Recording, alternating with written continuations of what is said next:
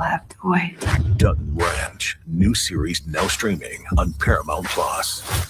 Hardball Harge here for Covert Chevy Hutto. Trucks go head-to-head to win your trust. Chevy is pulling up strong with $14,000 off a 2026 Chevy Silverado 1500 RST. Or get $11,750 off a 2026 Chevy Silverado 1500 Custom. Or get $11,750 off of a new 2026 Chevy Silverado 1500 Custom Trail Boss. Bigger trucks, bigger savings. Come see us at Highway 79 in Hutto or shop online at covertchevyhutto.com. iHeartRadio's Thank a Teacher, powered by Donors Choose. $5,000 to spend in your classroom.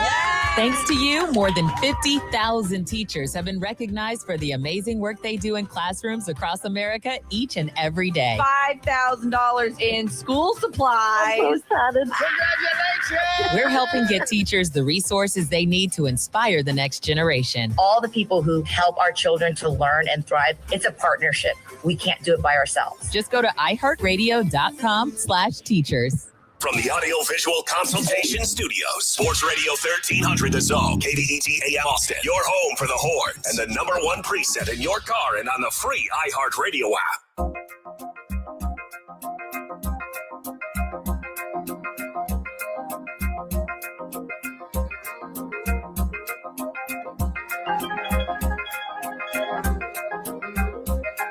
He's a Texas legend, a Hall of Fame broadcaster, the voice of the Texas Longhorns, and your host of the Craig Way Show.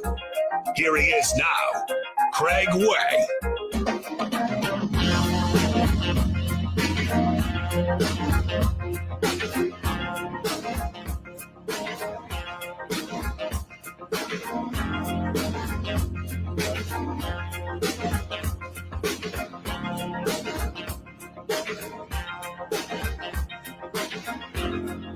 Good afternoon on a Thursday edition of the Craig Way Show.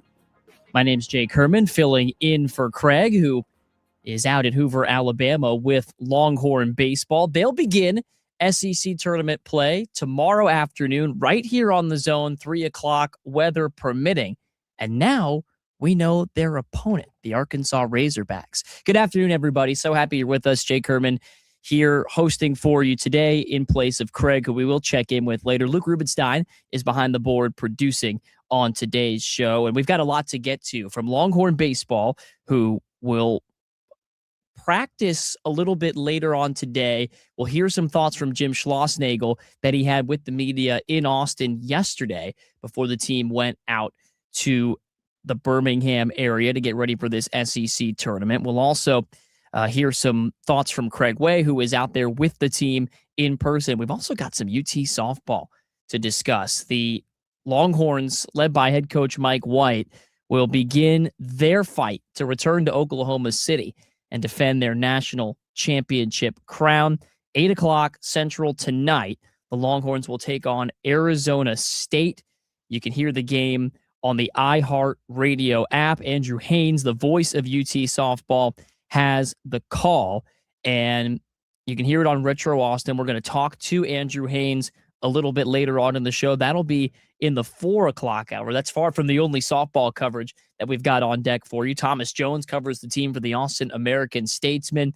He'll be on his way back from Houston, where Coach Sark talked to some UT donors out there and gave the kind of state of the union on the Longhorn football off season. So we'll get Thomas's thoughts on that, as well as the Longhorn softball team, who prepares to play in the Super Regionals this evening, a dominant regional round for UT softball. They'll look to keep it rolling against Arizona State, a team that went to College Station. All they did was knock off Texas A&M. Before that, they took down Texas Tech in the Big 12 championship. That's the national reigning runner-up that the Sun Devils took care of. So they're a team that is peaking at the right time, coming into Austin, ranked number 19 in the country, taking on the Longhorns, who are playing some of their best softball when it matters most after winning the SEC tournament. They won their regional games by a combined score of 25-1. So we'll get all the latest on the softball team, get you ready for those games starting this evening, a best-of-3 series, and we hope the weather doesn't get in the way of that. But as of now, not too bad. There's some storms that might rip through here in the afternoon, and we'll hope that the weather is clear over at Red and Charlene McCombs Field later tonight for that Super Regional Series. We also have some NBA to bring you up to speed on. The Oklahoma City Thunder have evened the series with the San Antonio Spurs. They took Game 2 in the Western Conference Finals last night by a final score of 122 to 113. My prediction was eerily close, and I know Spurs fans would hate to hear this. During Game 1, I'd said to my friend I was watching with, whoever comes out on the right side of this double overtime thriller, they're going to be up against it in Game 2. Just the amount of energy spent by both teams, particularly the Spurs, who aren't as deep as the Thunder, even when fully healthy. You look at what happened last night. No De'Aaron Fox again for San Antonio, nursing that ankle injury that he re-aggravated in the T-Wolves series. And then they lose Dylan Harper to what they're calling a leg injury in the second half of the ballgame. Left in the third quarter, did not return.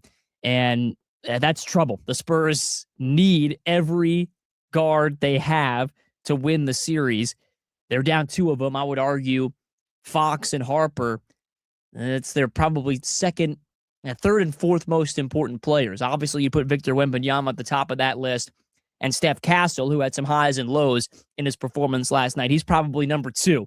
So down your third and fourth most important players, not a good recipe to beat an Oklahoma City Thunder team that often rolls 10 deep and then some. The turnovers were a problem for the Spurs in the ballgame last night. Their second time in a row that they coughed it up 20 times in the series. And you can chalk up a lot of that to the lack of De'Aaron Fox. Steph Castle had 9 turnovers in the game. Spurs had lots of mini comeback runs in this game. They tried to kind of hang tough for as long as they could. When they cut it to 5 with just over a minute to go, Steph Castle had that missed pass to a wide open Champagnie, which ultimately took the air out of the balloon for the Spurs late in the game. SGA was much better for the Thunder, 30 points on a very efficient 12 of 24. And we'll get you some thoughts here from both head coaches on the adjustments that were made and on what Game 2 means for the rest of the series. First, Mark Daigneault, the coach of the Oklahoma City Thunder, talking about the offensive efficiency in Game 2 and what worked well on that end of the floor last night. We were a lot better, obviously. I thought some of that was just us playing better. We just didn't play a great game there tonight. Some of that stuff, just watching it on film, you're sitting there like, if we say nothing and do nothing, we'll just play better. And then I did think we got some fundamentals in the game that are critical against this team, and it gave us some cracks. I just thought the overall flow tonight, rhythm, was really good. Put everybody at advantages. We had our foot on the gas. It was a real positive game in that respect. Yeah, the Thunder did a much better job of sharing the ball. I talked after Game 1 about the way that Victor Wembanyama's paint presence on defense disrupted the Thunder's offense. They want to get downhill. They want to attack nonstop. And there were just a lot of, I don't want to call it business decisions, but a lot of uncharacteristic decisions from the Thunder in Game 1, settling for mid-range shots, looking out of rhythm, trying to go a little bit of hero ball at times. You even heard it on the radio call from Dan Weiss on the Spurs side, commenting on the rushed shot by Jalen Williams down the stretch that led to Wemby's now famous game-tying 3 from 32 feet away in Game 2. But that was different in last night's game. The Thunder were a lot more in rhythm. They had 34 assists on their 45 made field goals. 10 different players had an assist. And this is their superpower, the depth of the Oklahoma City Thunder. But it's worth noting what they did to Victor Wembanyama in game number 2. He was still good in this game, looking at his line, 21 points, 17 rebounds, 6 assists, 4 blocks. He still had the absurd highlight reel plays, the water polo shots, the shots where you watch it and you just think that's not fair. There's nothing Oklahoma City can do about it. But he just didn't dominate the paint the way he did in Game 1. On defense, he did a better job drawing him out. And on when the Spurs had the ball, Oklahoma City made a change. Isaiah Hartenstein got the assignment of guarding Victor Wembanyama for significant stretches of the game. Remember, Alex Caruso did so a lot in game one. And the results were very encouraging from an OKC perspective. Wemby only had 2 free throw attempts in this game, got to the line 13 times in game one. Spurs fans were probably yelling at their screens, wanting Wembanyama to get rewarded with a couple more of those foul calls in the game. But you have to credit the defensive game plan from Oklahoma City, and Mark Daigneault was asked to explain his decision to have Isaiah Hartenstein guard Wembanyama. Well, I thought the other night and in the regular season, having wings on him was effective in the macro. You know, the other night he just had way too much of the restricted. But if you zoom out, they turned the ball over a ton. That we gave up 101 points in regulation. You know, they actually shot pretty well for the quality. The quality of shots were what we would want, other than his stuff at the rim. But 2 things that just didn't feel good were his stuff at the rim. You know, just felt too sustainable. And so we have to make some corrections there. It won't be the last time we have a wing on him. We had wings on him a couple possessions tonight. And then the other thing that doesn't feel good is playing Hart 12 minutes. You know, it just didn't feel good to me. But in order to get him extended past that, that's the matchup. And so we decided to start with it. It's never going to be like predetermined that we would do that the whole game. Obviously, Dub going out impacted that too because he's a matchup. So that option was off the table to a degree. We could do Kenrich, but I just didn't feel good about doing that one cold tonight. And Hart was doing great. So that was the thinking in that decision. Yeah, you heard him mention Dub. That's Jalen Williams, who missed about a month with that hamstring injury. He seemed to aggravate that, and we don't know his status necessarily moving forward in the series. We'll hear from Mark Daigneault on that matter a little bit later on in the show, but I wanted to get some perspective from Mitch Johnson here as we continue our recap of Game 2 of the Western Conference Finals. What kind of pressure did it put on the rest of his backcourt, specifically Steph Castle, in the absence of De'Aaron Fox, who was out for both of these first 2 games, and then when they lost Dylan Harper in the third quarter? A ton. You know, obviously this team is as good as anybody at turning you over. So when you're down some of your primary creators and initiators, it causes a little bit of an extra strain, whether that's who to play, what to run, et cetera, et cetera. And we'll just have to be sharper in that area because it's tough, fully loaded against these guys. So we obviously 27 points off turnovers is not a winning formula. Well, every guard the Spurs have on the roster played in this game. And look, they got some contributions, right? Jordan McLaughlin, how about that? Coming off the bench, the wily vet, making a couple of threes, the 30-year-old who scarcely played, averaged 2 points a game for the Spurs this season. He scores 6, but I couldn't help but think to myself, how long is this sustainable? How long can the Spurs hang tough with their third unit out on the floor? It turns out the numbers for those bench guys not so good. McLaughlin -10 in this game. Keldon Johnson, who did hit some big shots, he ends up -14. And the Spurs were not able to keep pace with Oklahoma City's bench. It's hard to expect any bench in the league to keep pace with what the Thunder have coming off their bench. But for the Spurs to win this series, it just has to be a little bit better from the bench than it was in these first few games. The Thunder have a 107-41 edge in bench points after the 2 games. Then you heard Mitch Johnson talk about the turnovers there. 21 turnovers led to 27 Thunder points. Steph Castle did have a team-high 25 points, but he also turned it over 9 times. That after he had 11 in game 1. The second quarter was when Oklahoma City kind of took control of the game, and Castle had 4 of those 9 turnovers in the second quarter. So that was a big part of OKC's success. So the Spurs, as well as they played in game 1 without De'Aaron Fox, with Dylan Harper stepping up, how serious is this De'Aaron Fox injury going to be? Is this going to linger throughout the series? Because last night showed they might need him back in San Antonio in order to get momentum back in the series. Honestly, he's just trying to play every day. It's a tough injury that he wouldn't be playing with in the regular season. So he's trying to tough it out. And he did that in Minnesota and then, had an awkward landing. And so he re-aggravated it. And we just got to make sure that he's in a place that he can be out there and compete to the level that he would need to in the game that we're playing. Let's hear one more from Mitch Johnson in this segment, talking about Steph Castle, who his role is growing day by day. Had a highlight reel dunk in this game from the free throw line. You thought that was a moment where the Spurs could take momentum and continue to capitalize on it. But those turnovers were very costly down the stretch. And Mitch Johnson was asked how Castle can address those turnovers moving forward. We've addressed it and we'll continue to, just in terms of trying to help him with some of his reads, especially when he's tired, whether it's playing more off 2 feet or getting off the ball, earlier with the early pass and just letting the ball find the open man. They do such a great job of showing crowds in the paint, having multiple bodies. And so it's not just Steph, he had too many turnovers, but our whole team did. And so we have to continue to not fight that moment of the game where they're going to make you pass the ball at times. And when you have those situations, you got to be able to connect with your teammate, because if you do, you go from playing in the crowd to then more than likely getting one of your teammates the basketball with an advantageous opportunity in terms of closeouts or catch shot threes. So the Spurs trying to make those adjustments and more. And we'll hear a little bit more from both head coaches later on in the show.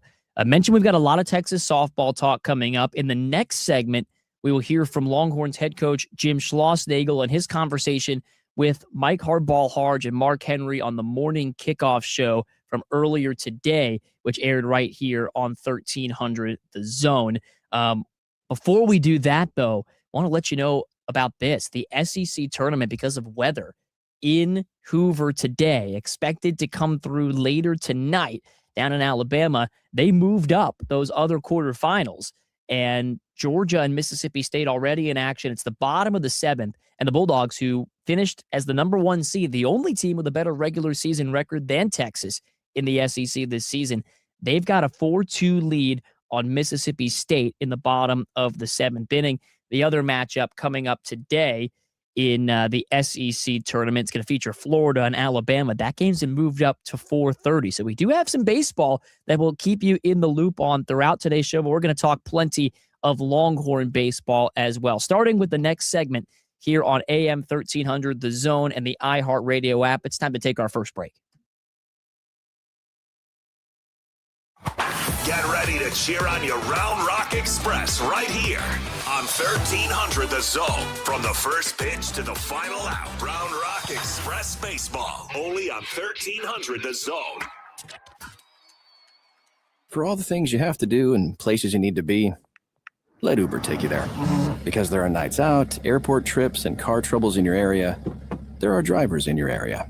Uber. Request a ride today. Wait time varies. Terms and conditions apply. See app for details. When it comes to family law, a lot has changed in recent years, so assumptions can be costly. If you see or sense a change coming in your family life that could have legal implications, it's important to know where you stand. What are your rights and responsibilities? Getting good legal advice early is never a bad idea. I'm Joe Cordell of Cordell & Cordell. If you or anyone you know is facing a family law issue, start with a consultation. Visit CordellCordell.com. Austin, San Antonio, and St. Louis. Hey, it's Hannah from Central Texas #1 sports bar, Rowdy Cowboy. If you love the Longhorns as much as Rowdy does, you will have to watch all the action on our 69 big screen TVs while enjoying ice-cold beer, craft cocktails, and our Texas-sized menu. And check out our Monday and Friday steak specials. So saddle up and head to Rowdy Cowboy, located off I-35 in Round Rock. Let's get rowdy. Visit us at Go Rowdy Cowboy. Life after cancer matters. Livestrong is here to support survivors, caregivers, and families every step of the way. Join the movement this October in Austin at Run for the Roses, or learn how you can help at livestrong.org. Keep your career moving forward with growth opportunities, great pay and benefits, and one of the country's top workplaces. Go to careers.progressive.com and apply today. That's careers.progressive.com. Unlock the savings at Boost Mobile and save up to $600 a year. I've been scouting these big carriers for a minute now, and I've seen them pull the same play 1,000 times. They promise you the world, then hit you with a price hike right when the game gets tight. But Boost Mobile, their $25 a month unlimited wireless plan is the most consistent player on the floor. No contracts, no price hikes. Unlock the savings today at boostmobile.com/unlock. Based on average annual single line payment of AT&T, Verizon, and T-Mobile customers compared to 12 months of the Boost Mobile unlimited wireless plan as of January 2026. For full offer details, visit boostmobile.com. Pool days call for cookouts and lots of laundry. This Memorial Day at Lowe's, save $80 on a Charbroil Performance Series 4-burner gas grill. Now just $199. Plus, get up to 45% off select major appliances to keep dishes, clothes, and food fresh. Having fun in the sun is easy with us in your corner. Our best lineup is here at Lowe's. Valid through 5/27. While supplies last. Selection varies by location. See associate or Lowe's.com for details. Now here's your chance to win $1,000. Just enter this nationwide keyword on our website. Grand. That's grand. Enter it now. The free iHeartRadio app is #1 for music, radio, and podcasts, all in one. Discover a new podcast from our library of over 350,000 titles. Here's an iHeartRadio podcast preview. Libertad. Berta Cáceres was one of the most influential advocates for indigenous and women's rights in Honduras. La discriminación y el racismo que se ha cometido contra el pueblo lenca, contra el copí. And in 2013, when she began leading a protest campaign against a proposed hydroelectric dam, she became one of the most celebrated environmental activists anywhere. Honduras was known as the most dangerous place in the world for environmental activists. More than 100 had been reported killed in just the previous 5 years. She told friends about threatening phone calls she'd get. She said strange cars followed her on the road. She knew that she was very much still being targeted and still at risk of being killed. Berta was the most powerful activist in her country, but none of the accolades could protect her in the end. A prominent environmental rights activist was shot dead in Honduras on Thursday, prompting protests in the capital. My name is Monty Reel, an investigative reporter for Bloomberg Green. On the upcoming podcast, Blood River, we tell the story of a murder.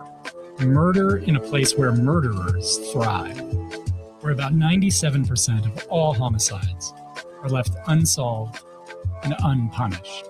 Listen and follow this podcast for free on the iHeartRadio app. #1 for music, radio, and podcasts, all in one. Sports Radio 1300 The Zone, covering the 40 acres.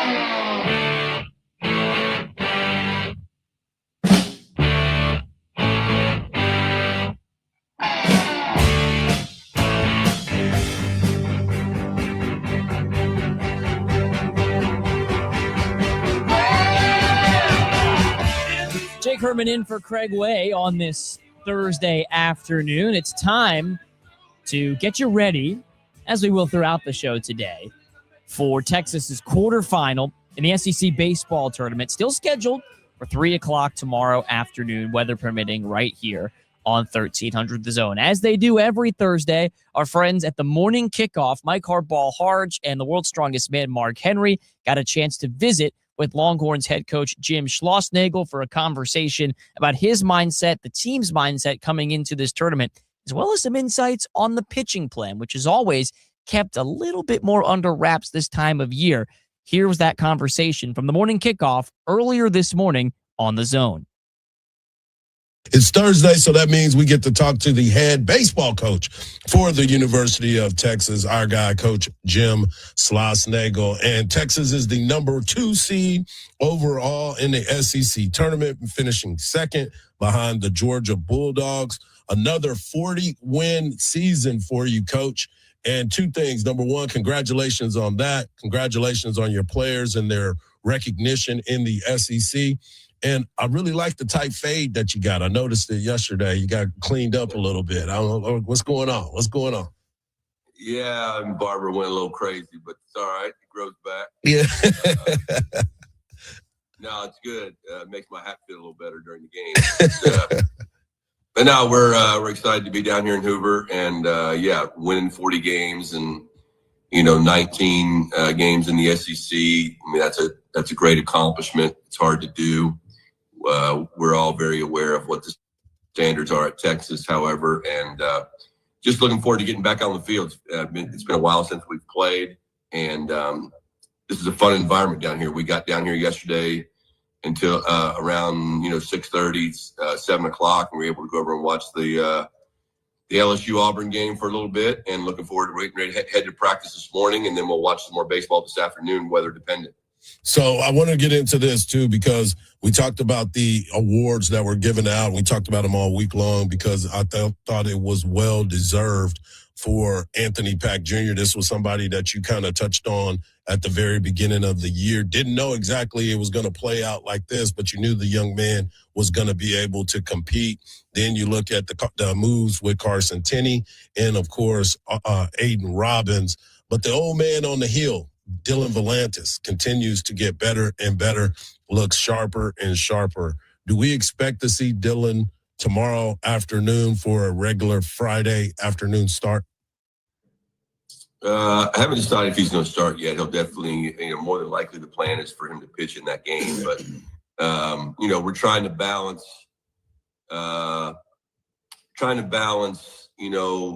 what we think, giving guys opportunities to pitch in scenarios that they maybe haven't pitched in this year that they may have to pitch in a postseason. So, for example, is there a reliever on our team that hasn't started a game who's been pitching well that we want to see him start and see what that looks like, good or bad?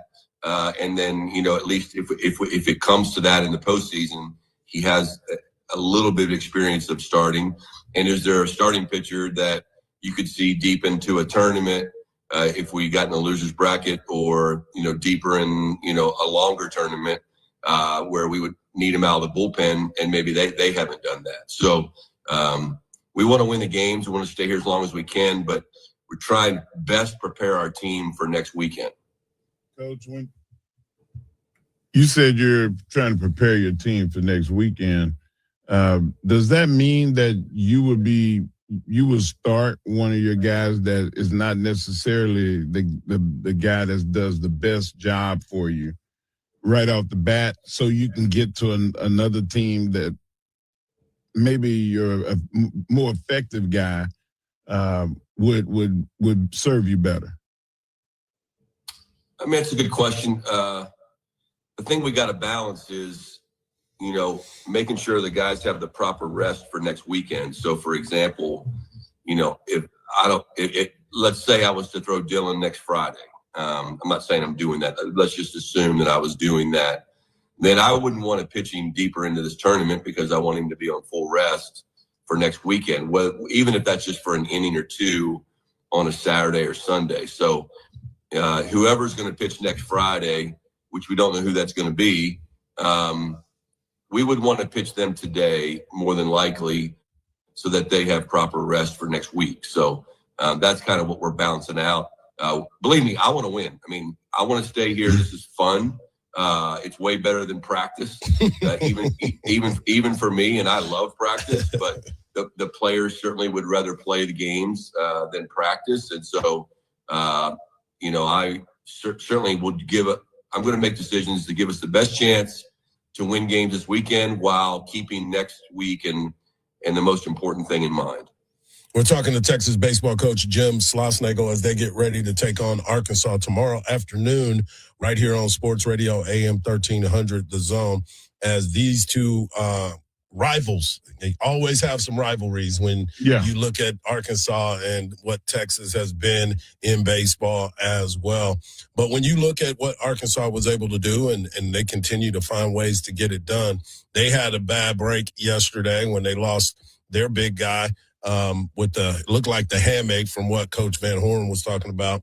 But you start looking at the matchups, and you've seen these guys plenty of times. What do you expect to see from this Arkansas team?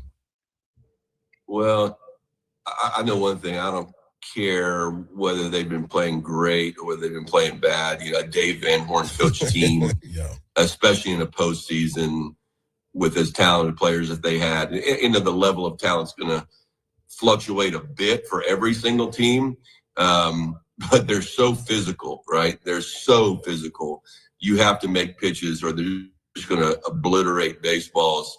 And then they seem to pitch at their best when it's needed the most. And I don't know if he's announced a starter yet. They've earned an off day. which is good for them.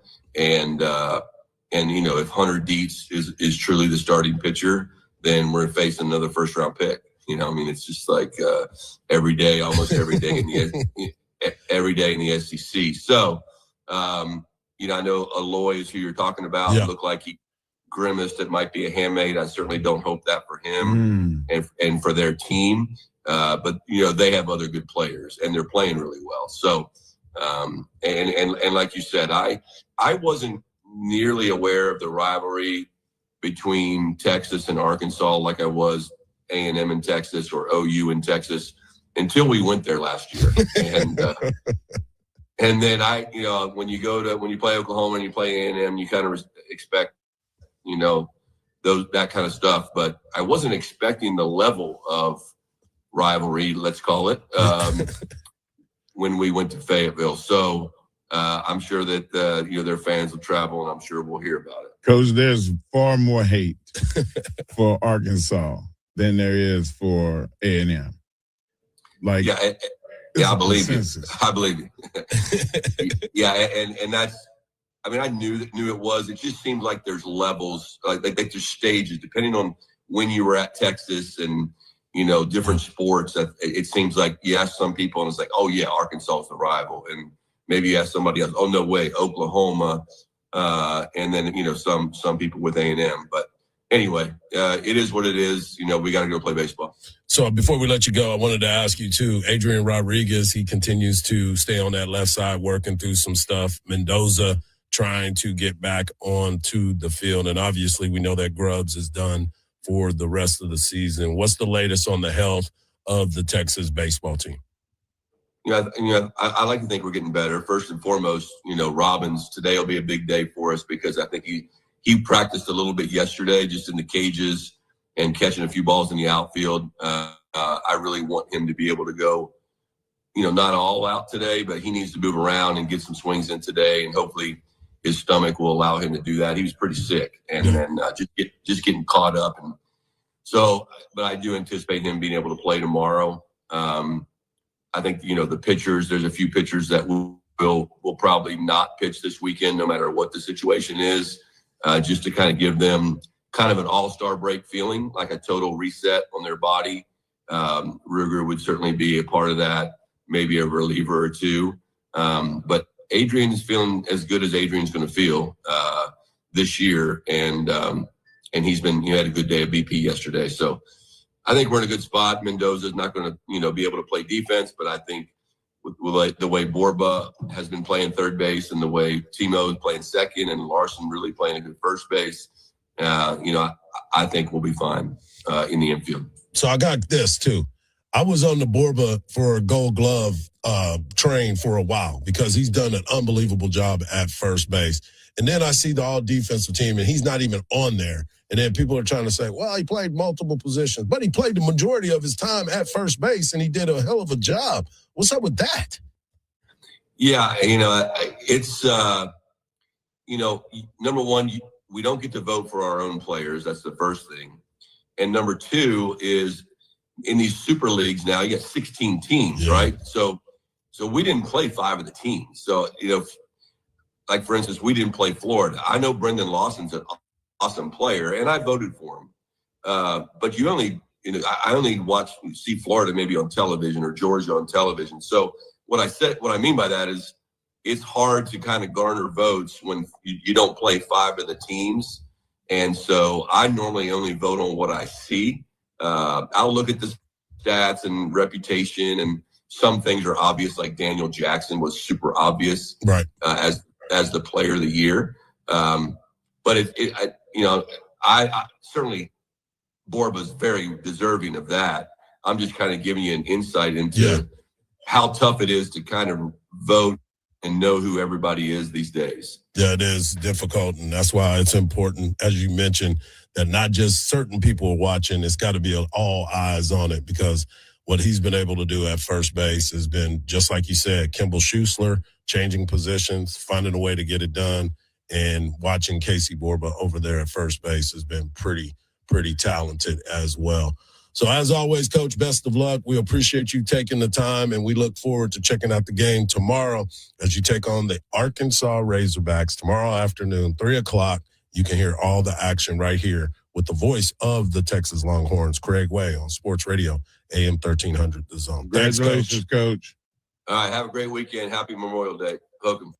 All right. Thank you to Mike Harge and Mark Henry, as well as UT baseball coach Jim Schlossnagle for that insight. A little bit later in the show, we'll touch base with Craig, who is with the team in Hoover, where the action is already underway. They had to move the games up due to weather today, and some of the incoming weather could impact the Longhorns on Friday as well. But we'll try and get you some even more updated information on the Longhorns' plans as the show carries on. But for now, we've got Inconceivable coming up here on Sports Radio AM 1300 The Zone and on the free iHeartRadio app. Man, whenever I use a sports book, I feel like I'm just getting robbed blind. Dude, you've got to delete that app. You need to be using Polymarket. Polymarket? How are they any different? Polymarket is a prediction market, not a sports book. You trade against other fans just like you, not the house. That means more money for you and less for those greedy sports books. For real? Yep. Sports books take around $9 on a $100 position and then pay out around $500. Polymarket pays out $650 on that same position.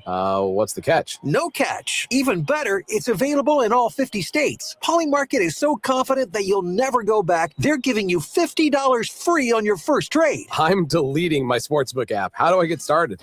Download Polymarket now and use promo code HEAT for $50 free for your first trade. Stop letting sportsbooks steal from you. Download Polymarket and use promo code HEAT for $50 free on your first trade. Use promo code HEAT.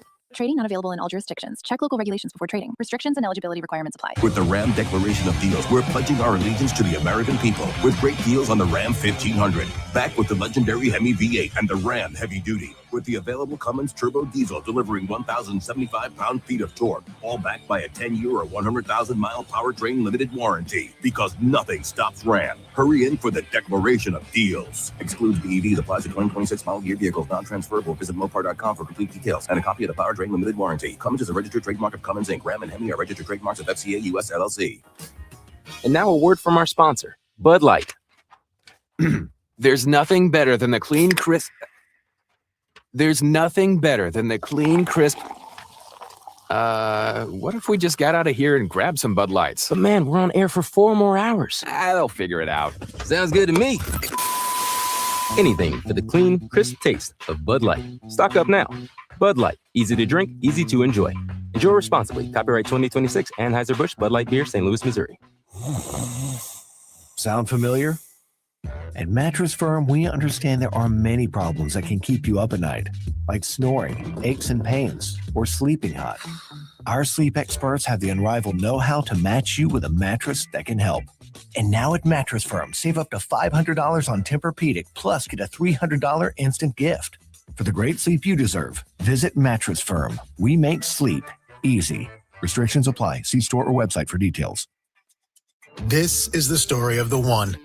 As a maintenance tech at a university, he knows ordering from multiple suppliers takes time away from keeping their arena up and running. That's why he counts on Grainger to get everything he needs, from lighting and HVAC parts to plumbing supplies, all in one place. And with fast, dependable delivery, he's stocked and ready for the next tip-off. Call 1-800-GRAINGER, click Grainger.com, or just stop by. Grainger, for the ones who get it done. It's time to warm up that scoreboard and get ready to bring home the win with Specs. Specs has you covered with lower prices on all your favorite fan fuel. From craft beer, rare spirits, and world-class wine to chips, dips, and gourmet finer foods. And with same-day delivery when you order online or through the app, Specs is your MVP for the biggest score of the game. At Specs, the fun starts here. Here's to you, cheers to savings. Hey guys, it's us, the Jonas Brothers. I'm Joe. I'm Kevin. And I'm Nick. And guess what? We created our own podcast called Hey Jonas. We invented a podcast? Well, we didn't invent it. We just contributed to it. First people to do podcasts. we get to ask other people questions because we're sick and tired of being asked questions. Well, sick and tired is a strong way to put it, but, you know, tired and sick. Tired and sick. Listen to Hey Jonas on America's #1 podcast network, iHeart. Follow Hey Jonas and start listening on the free iHeartRadio app today. Hey friends, I'm Jessica Capshaw. And this is Camilla Luddington. And we have a new podcast, Call It What It Is. You may know us from Graceland Memorial, but did you know that we are actually besties in real life? When one of us sends out the distress signal, the other one always answers the call. Big or small, we're there. And what does that look like? 1,000 pep talks, 1,000,000 I've got yous, some very urgent I'm coming overs. Because, I don't know, let's face it, life can get even crazier than a season finale of Grey's Anatomy. And now here we are, opening up the friendship circle. Someone's cheating? We've got you on that. In-laws are in-lying? Let's get into it. Toxic friendship? Air it out. We're on your side to help you with your concerns. Talk about ours. And every once in a while, bring on an awesome guest to get their take on the things that you bring us. Listen to Call It What It Is on the iHeartRadio app. Sports Radio 1300 The Zone, your home for the Texas Longhorns.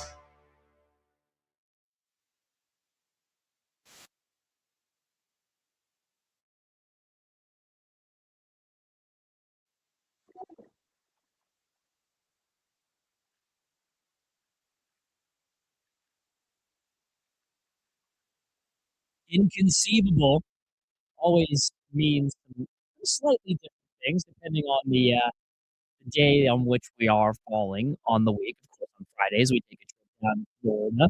We always entertaining, if not outright disturbing, Florida man Friday. Oh, no, look, I can see the music back up a little bit. Yeah, there you go. Really sets the mood for us. And we'll set the mood for today's Inconceivable with a little bit of a different spin on the fast food, junk food update. Of course, there's always a sports tie-in to be had when I host the fill-in for Craig. And today, yeah, we're reminded that eating can be sport. And when you think of the Nathan's Hot Dog Eating Contest, you think of July 4th. And for America's 250th birthday coming up, it's going to be an even bigger spectacle at Coney Island. I don't get hyped for the hot dog eating contest. I just make sure that my lunch is already down before I watch it because it can be a little bit of a sensory overload. But greatness is greatness. And Joey Chestnut, the 17-time winner and reigning champion of the Nathan's Hot Dog Eating Contest, who has long outpaced Kobayashi, his rival, is in some trouble today. And so this is the worst timing possible for Chestnut to end up in legal trouble. He's been wrapped up in a criminal misdemeanor court case stemming from a bar altercation. The hot dog scarfing machine recently pleaded guilty and was sentenced to 180 days of probation. So that puts his status for this year's contest in some jeopardy, right? Well, Joey Chestnut says he still plans to attend and defend his title in the annual Independence Day competition. Major League Eating says that the incident does not violate the organization's code of conduct, as it occurred outside any activity that they would have jurisdiction over. Who knew Major League Eating was all that powerful anyway? And to be honest, Joey Chestnut, Jaws as they call him, is the most important figure in the sport. With no Joey Chestnut, I'm not even sure people would watch the hot dog eating contest. Who knows? But Joey Chestnut, evidently somebody said the wrong thing to him, and he ended up in a bar fight. But while he's been sentenced to probation, pleaded guilty, he will be probable for the hot dog eating contest. Okay, another food update. And it's not fast food, it's not junk food. I know that Craig is always skeptical, as you hear him on Inconceivable, about the term organic. And that's why we focus a lot on the fast food and junk food when we do this segment. Well, turns out not even the healthy food is safe. In Melbourne, Australia, a farmer announced yesterday that he found a live frog in a bag of lettuce.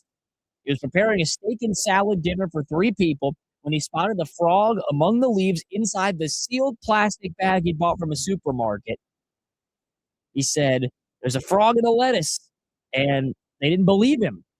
But He brought the bag into the lounge room to show his guests. That sounds nice. I had a lounge room at the apartment. There was a frog hiding out in there. They said they made light of it, played some crazy frog. They bought the lettuce at Woolworths Supermarket in Esperance, Australia, 5 years ago. That's the same store where a non-venomous snake was found on the shelves. So down under, who knows what you're going to find at the grocery store. However, we'll stay with that theme for our next story on Inconceivable today about an escaped kangaroo. Oh, wait, that didn't happen down under. That was here in Texas. Police in Texas said an escaped kangaroo was finally wrangled with assistance from a local game warden and Texas Parks and Wildlife personnel. This is in Elmendorf. The police department said on social media yesterday that we have a kangaroo on the loose. Finally checks the square off the city bingo card. That's what makes it inconceivable. The authorities were working together to locate the Australian marsupial. They told everyone to keep their distance, and then the update coming yesterday after the show was over, that the kangaroo was safely located and returned to custody. What we don't know is where the kangaroo came from, how it managed to escape, because in Texas, you can keep a kangaroo as a pet without any special permit, which that's another matter entirely. So from down under to right here in Texas, we had some wild animal stories on today's Inconceivable. We're back to wrap up hour number 1 of the Craig Way Show in just a few minutes on 1300 The Zone.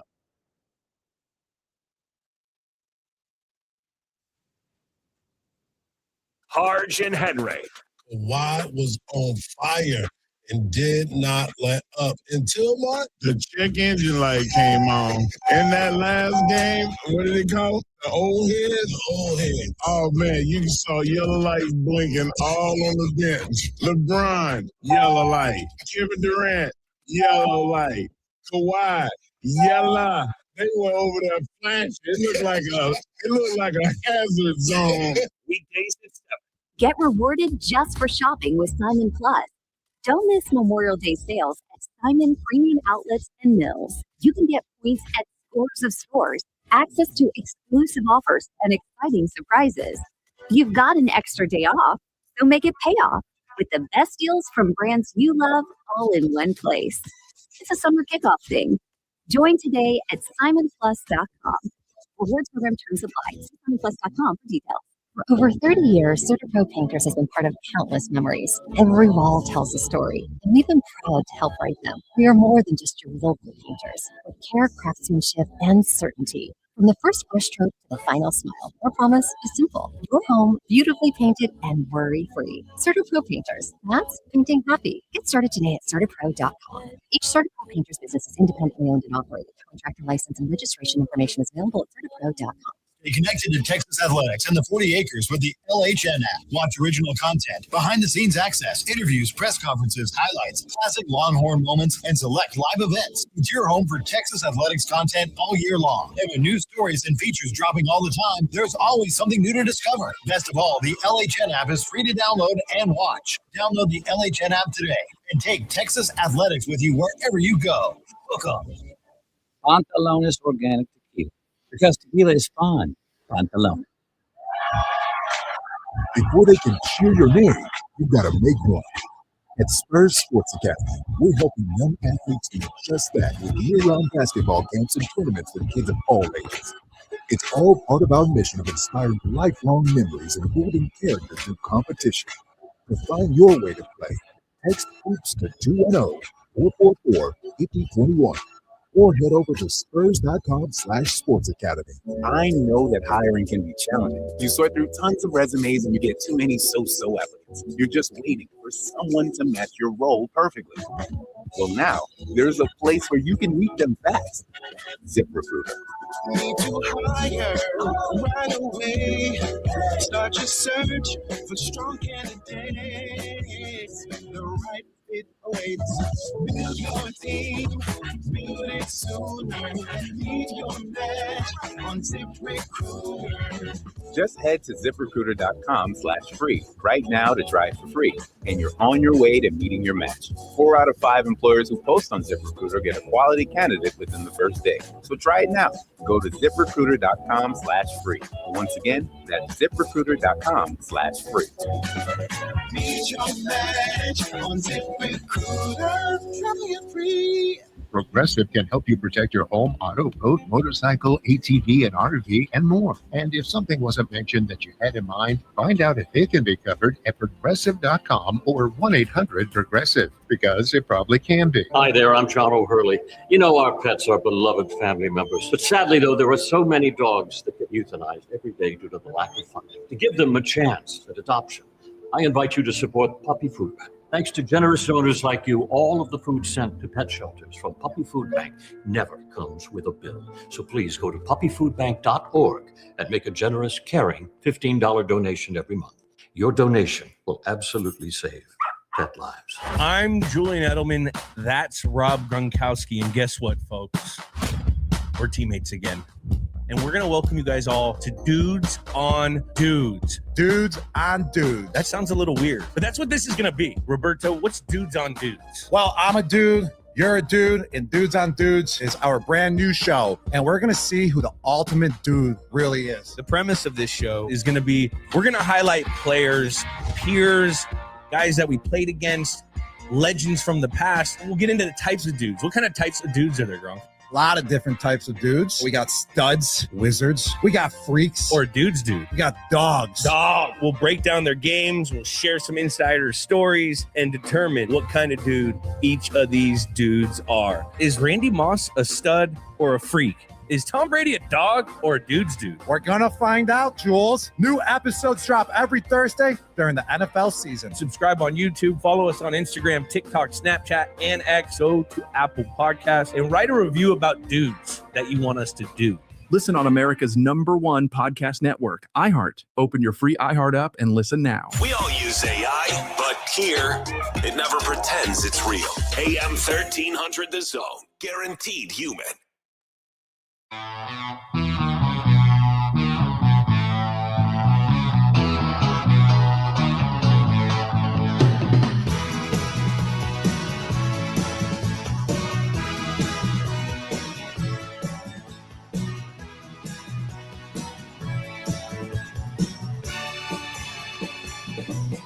What I feel, I can't say. My love is up for you anytime of day. It's all love that you need, and I've tried my best to make everything succeed. Tell me what is my life? George Harrison. What is life? Off All Things Must Pass. We're wrapping up the first hour of 3 today. We're with you up until 5 o'clock here on Sports Radio AM 1300 The Zone. Jake Herman filling in for Craig Way. Well, the offseason may be entering its dog days in terms of college football. So you get pieces like this coming out from On3. 100 days to kickoff means 100 players ranked in college football for 2026. This comes from Clark Brooks. After today, we're down to double-digit days in our countdown to college football, which we'll get you ready for all summer long here on AM 1300 The Zone. I wanted to give you a couple highlights from this list, including where some of the Longhorns landed. Number one, according to On3's Clark Brooks, was Jeremiah Smith, the Ohio State wide receiver, who is seen as a consensus top NFL prospect, coming off of a year in which he had the 4th most yards, 5th most touchdowns of the season. Ohio State didn't even need him to do that much. The Ohio State receiver is going to develop another year with their quarterback, Julian Sayin, and we'll see where he checks in on this list. Number 2 is Dante Moore, who enters the preseason with his Oregon teammates having the most players inside the top 300, according to On3's impact ratings. Number 3, Leonard Moore, defensive back out of Notre Dame, who is looking like a lockdown corner for the Irish. Dylan Stewart, the edge rusher from South Carolina, is number 4. Miami's Malachi Toney, who was the biggest impact freshman in the college football playoff. He is number 5. And then our first Longhorn checks in at number 6, Colin Simmons on the edge. Clark Brooks writes he has maybe the best motor of any pass rusher outside the NFL right now. He is special at stuffing the stat sheet. He had a 14% pressure rate clip. That was among the upper echelon of all edge rushers that logged at least 200 snaps. He's got a 17-game streak during which he recorded multiple pressures in all of them. And right behind him, at number 7 on the top 100 player list, which is totally arbitrary, no room for argument whatsoever. Of course, I'm kidding. It's Cam Coleman, the Longhorns transfer wide receiver from Auburn, who was listed as On3's top transfer in the portal this last cycle. The article notes that no SEC player has a higher toss-up target rate than what he got last season. 35% of his passes were toss-ups, and a lot of them were very inconsistently thrown. What can he do with better quarterback play? I think everyone's excited to find out. 3 quarterbacks come in at 8 through 10, and you know what? For once, this is going to give Texas some bulletin board material compared to what the outside media normally says in the offseason, the cycle of hype that can follow the Longhorn football program. Because we've got 3 quarterbacks rounding out the top 10. Number 8, Sam Levitt from LSU. Number 9, Julian Sayin from Ohio State. And number 10 is Longhorns quarterback Arch Manning. So we'll see how those 3 rankings kind of age as the year moves along. There were a few other Longhorns who made On3's list outside the top 10. Trevor Gooseby was number 13 at left tackle. Rasheem Biles, the transfer linebacker from Pitt, is number 71. And Melvin Siani, the Longhorns right tackle transfer, comes in at number 94. That's going to do it for hour number 1 of the show. We will talk some Texas softball in hour number 2. Here's some more sound bites from Longhorns head coach Jim Schlossnagle, and check in with Craig Way near the bottom of the hour at about 3:30. Much more to come. We're glad you're with us here on Sports Radio AM 1300 The Zone. Hardball hard for Covert, Ford, and Hutto. Trucks go head-to-head to win your trust, and Ford is coming in hot. Save $6,766 on a new 2026 Ford F-150 STX, or save up to $7,646 on a new 2026 Ford Explorer. Or why not get behind the wheel of a Ford Bronco Big Bend with $4,336 off? Big trucks, big savings. Come and see us at Highway 79 in Hutto, or shop for a deal anytime at covertfordhutto.com. Now streaming on Paramount Plus. Beth and Rip are back in Dutton Ranch. This life here is gonna work, isn't it? We'll make it work. Starring Kelly Riley, A legacy is a beautiful thing, but only if it survives. Cole Hauser, What's going to work? Ed Harris, Family is the only thing worth fighting for. and Annette Benning. I can make this a lot harder for all y'all. And peace will have to wait. Dutton Ranch. New series now streaming on Paramount Plus. Here's the tale of Tina, searching up and down for decent GLP-1s, but got spun around. Till Good RX wrote in, hey, we got something new. GLP-1 prescriptions, all FDA approved. Brand name meds, no flags that are red. Clear pricing from the start. None of those hidden fees in your cart. Delivered to your door or pick up same day. Darn tootin'. Save time and money on prescriptions. I put it to goodrx.com/weight loss. GoodRx is not insurance. Support comes from Amazon Business. Unlock smart business buying with fast, free delivery on millions of items and practical AI innovations that automate repetitive tasks so you can make smarter decisions faster. Learn more at amazonbusiness.com. Giving your liver a spring cleaning is easy with Active Liver from New Nordic, the delicious daily detox that will keep you feeling your best. Search for Active Liver by New Nordic on Amazon or pick up some at your local CVS, Wegmans, or GNC. iHeart's Yacht Rock Radio goes commercial free all Memorial Day weekend. Smooth sailing with the greatest from the 70s and 80s. Just open the free iHeart app, search Yacht Rock, and start listening now. Portions of the following program were pre-recorded. iHeart is America's #1 podcast network. Open the free iHeart app and explore podcasts like this. A quiet residential neighborhood erupts in chaos. Carmine Galante, the feared boss of the Bonanno crime family, lies dead, his cigar still clutched between his teeth. Masked men walked into Joe and Mary's luncheonette in Brooklyn today and gunned down Carmine Galante, a man believed to be the most powerful mafia chieftain in the country.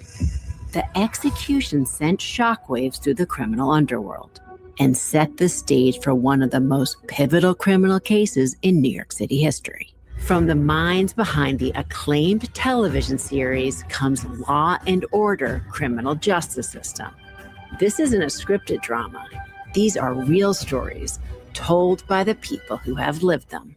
My father should have been a dead man.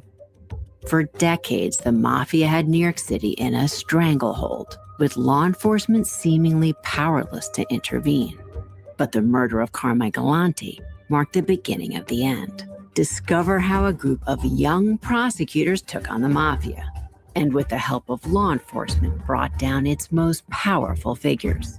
I'm Anna-Siga Nicolazzi, and from Wolf Entertainment and iHeart Podcasts, this is Law and Order: Criminal Justice System. Listen on America's #1 podcast network, iHeart. Open your free iHeart app and listen now. From the Audio Visual Consultation Studios, Sports Radio 1300 The Zone, KVET AM Austin, your home for the Horns, and the #1 preset in your car and on the free iHeart Radio app.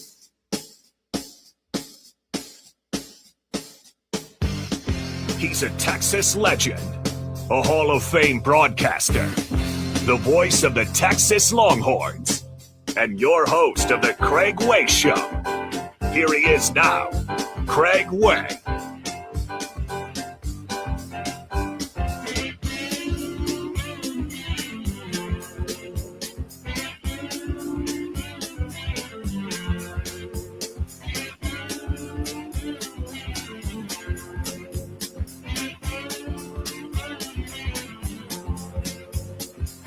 Our second hour of today's show. Jake Herman with you, filling in for the Hall of Famer Craig Way. We're going to check in with Craig coming up at 3:30. Coming up next segment, we'll touch base with Thomas Jones of the Austin American-Statesman. He covers UT softball. We'll get his thoughts on the upcoming Super Regional, as well as the press availability at the alumni luncheon at the Touchdown Club in Houston today, where Steve Sarkisian spoke about the state of the sport as a whole, about NIL, about playoff expansion, about the committee, even took a couple shots at Texas Tech and their schedule. We'll get Thomas's thoughts on that, as well as UT softball in the next segment, and we'll check in with Craig from Birmingham coming up later this hour. In Birmingham, or in Hoover, to be more specific, Georgia has beaten Mississippi State 5-3. And the Bulldogs, in this single elimination format, move on to the SEC semifinals. There was a little bit of a high wire act in the top of the ninth after Mississippi State cut it to 5-3 with that solo homer. But Georgia hangs on for a 5-3 win there. Jim Schlossnagle, talking to reporters before the Longhorns left for Hoover yesterday, was asked a number of things, starting with the positives that he hopes his team can take from the SEC tournament.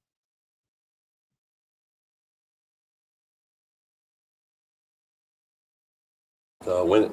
Yeah, I want to win it.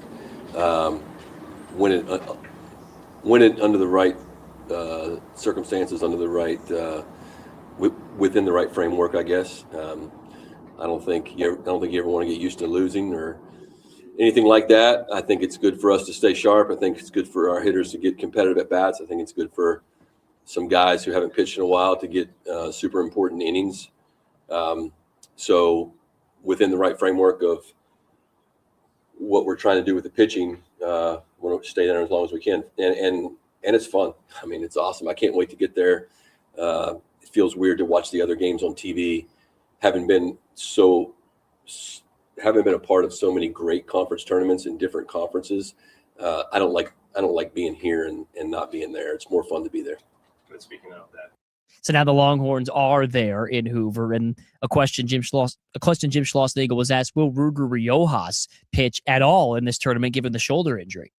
Yeah, I don't anticipate Ruger pitching. It's not out of the question, but I don't anticipate Ruger pitching.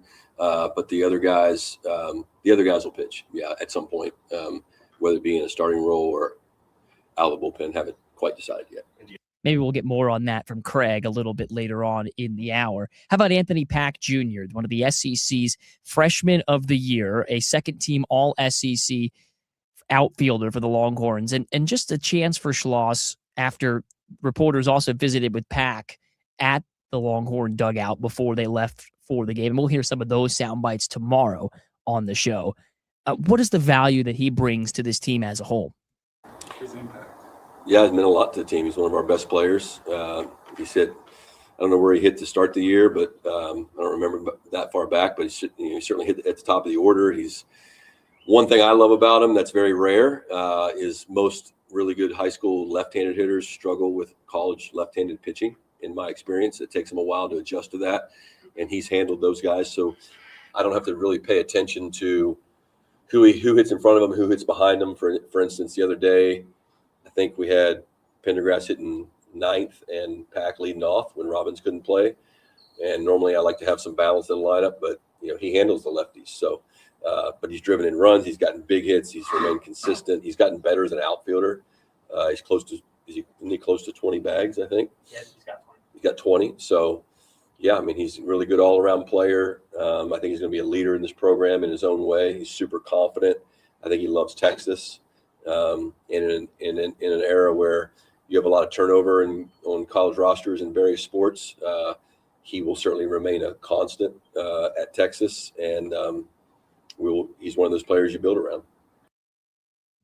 And on the subject of Anthony Pack Jr., the Longhorns have kept him at a pretty constant spot in the lineup throughout the year. That's third.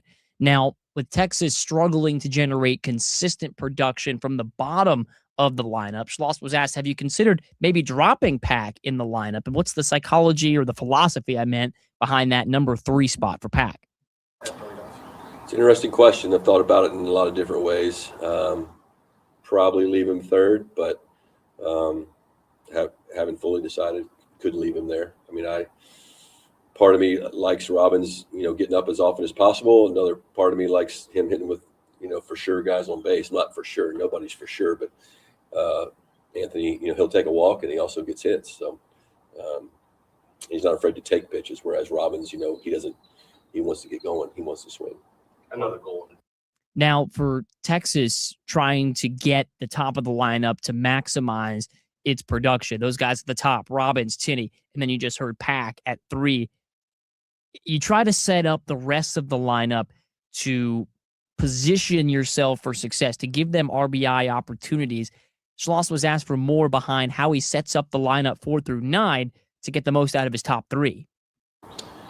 Yeah, I mean, I think it depends on the players, depends on what they do well. We'll hear the rest of that answer in just a moment. For now, though, it's interesting to think about the way Texas's lineup is constructed, because for Jim Schlossnagle, he has not been afraid to make changes, and some of those have been forced out of necessity with the injuries. And you wonder, as they come down the stretch of the season, how much of those injuries and the replacements, the guys that were forced into action, how much that makes you better in the postseason when you need everyone to play different roles. Let's move to a different soundbite, though, for now, on the pitching side. And we talked about this on the show Tuesday when the awards came out in the SEC. Aiden King from Florida was awarded Pitcher of the Year, and Dylan Volantis, who a lot of folks around the program, a lot of folks around the league thought was equally, if not more deserving of the award, didn't win it. So Schlossnagle was asked, was he shocked when Volantis didn't win Pitcher of the Year? Well, I mean, as the coach at Texas, I'm certainly biased to Dylan, and I certainly think he's deserving. Having faced Aiden King last year, I know how good he is, and in this conference, there's a lot of great pitchers, but as the coach at Texas, I sure wish Dylan would have won it. But it's hard to look at King and say he's not worthy either. Well, that's just something that the Longhorns can hopefully take in the back of their mind again and use it as motivation, use it as fuel. And if Volantis, in whatever capacity we see him this weekend, if at all, can use it moving forward. Before we get to break, I want to remind you that we always have the text line available for you. If you want to reach out to the show with a comment, a question, as some of you have done, a couple of emojis, who knows, you can text us at 81530. Text the word Texas, followed by your question. Standard messaging and data rates may apply, but we always appreciate your input, your thoughts, your questions, your comments for us on the show. We've got a couple of guests coming up. First, we'll talk to Thomas Jones from the Austin American-Statesman. Then we'll visit with Craig Way in Hoover. Coming up at the 4 o'clock hour, a little bit past 4:15, we'll visit with Andrew Haynes, the play-by-play voice of Texas softball, and get you ready for their series with Arizona State that starts tonight on Retro Austin, the iHeartRadio app at 8 o'clock at Red and Charlene McCombs Field. And the good news is that the forecast looks okay. I know, that's me knocking on wood, hoping that it doesn't get in the way of the action this weekend. Coming up, we'll visit with Thomas Jones right here on AM 1300 The Zone. The road to Omaha runs through Texas. From Austin to the College World Series, Texas baseball chases championship glory. Swung on it, the ball hit well. Out to left, say goodnight for a grand slam. Listen to every pitch. Strike three called right on the inside corner. On 1300 The Zone. Slam down the left field line. That's a walk-off. Longhorns win it. Your home for the Horns. Hook 'em. What if your next favorite hobby came with a built-in crew? That's Cornhole. Whether you're brand new to the game or just looking for an excuse to get outside, there's a whole world of players out there ready to welcome you in. Local leagues, weekend tournaments, backyard throwdowns. It's all happening near you. Find your people at your next event at iPlayCornhole.com/events. New hobby, new friends. Same you, just having a lot more fun. It's a celebration 250 years in the making. And we want everyone in America, from Maine to Montana, from Alabama to Alaska, to be a part of it. This year marks America's 250th anniversary, and we're coming together from coast to coast at Star-Spangled events, live performances, and the largest day of giving in American history. Join the nationwide celebration at America250.org. If you care about predictions, you care about props. And right now, it's all about playoff pressure. From the hardwood to the ice, every possession, every shift, every shot matters. BetOnline has always been the home of real sports betting, with the freedom to play on your terms. Backed with better odds, real rewards, and faster payouts. With the basketball and hockey playoffs heating up, BetOnline delivers live in-game action and the best odds that move with every bucket, every breakaway, every goal. BetOnline. Bet on. 50 years in the Lone Star State, a one-stop shop so you're never late. Price is so low that you want to know Which way to Specs? Come on, let's go. Specs, wine, spirits, and finer foods. World-class service, that's all about you. Shout Specs, it's how we do. A huge selection since 62. Shout Specs, low price, amazing. Here's to you. Shout. Cheers to savings. Unlock the savings at Boost Mobile and save up to $600 a year. I've been scouting these big carriers for a minute now, and I've seen them pull the same play 1,000 times. They promise you the world, then hit you with a price hike right when the game gets tight. But Boost Mobile, their $25 a month unlimited wireless plan is the most consistent player on the floor. No contracts, no price hikes. Unlock the savings today at boostmobile.com/unlock. Based on average annual single line payment of AT&T, Verizon, and T-Mobile customers compared to 12 months of the Boost Mobile unlimited wireless plan as of January 2026. For full offer details, visit boostmobile.com. Truck and bus drivers are trained professionals, some of the best on the road. But even the best drivers can't see everywhere. And the bigger their vehicle, the bigger the blind spots. When driving around large trucks and buses, cars can disappear from view. But driving safely is simple. If you're riding beside a truck or bus, don't linger. Always pass with purpose or give the vehicle space. Stay visible, stay safe. America's pros rely on you. Paid for by FMCSA. When it comes to family law, a lot has changed in recent years, so assumptions can be costly. If you see or sense a change coming in your family life that could have legal implications, it's important to know where you stand. What are your rights and responsibilities? Getting good legal advice early is never a bad idea. I'm Joe Cordell of Cordell & Cordell. If you or anyone you know is facing a family law issue, start with a consultation. Visit CordellCordell.com. Austin, San Antonio, and St. Louis. Delivering more is just how we do business at Group 1 Ford of South Austin. Get more selection with our huge inventory of brand new Fords and quality pre-owned rides. More value with bigger deals and more confidence with our Austin family that's been serving Central Texas drivers for over 2 decades. Whether you're hauling gear to Zilker Park or commuting down Mopac, you get more with the team that knows Ford best. Group 1 Ford of South Austin, home of transparent pricing and no dealer add-ons. Visit us on South I-35 or online at group1fordofsouthaustin.com. Now here's your chance to win $1,000. Just enter this nationwide keyword on our website. Win. That's win. Enter it now. That red talkback mic on the free iHeart app could win you something amazing. The iHeart Awards in LA. Plus, it's the fastest way to get your voice on your favorite station. Thanks, guys. Love you. I love you guys. Have a good day. Try the talkback mic now. Just open the free iHeart Radio app. Harge and Henry, the morning kickoff. Weekdays at 7.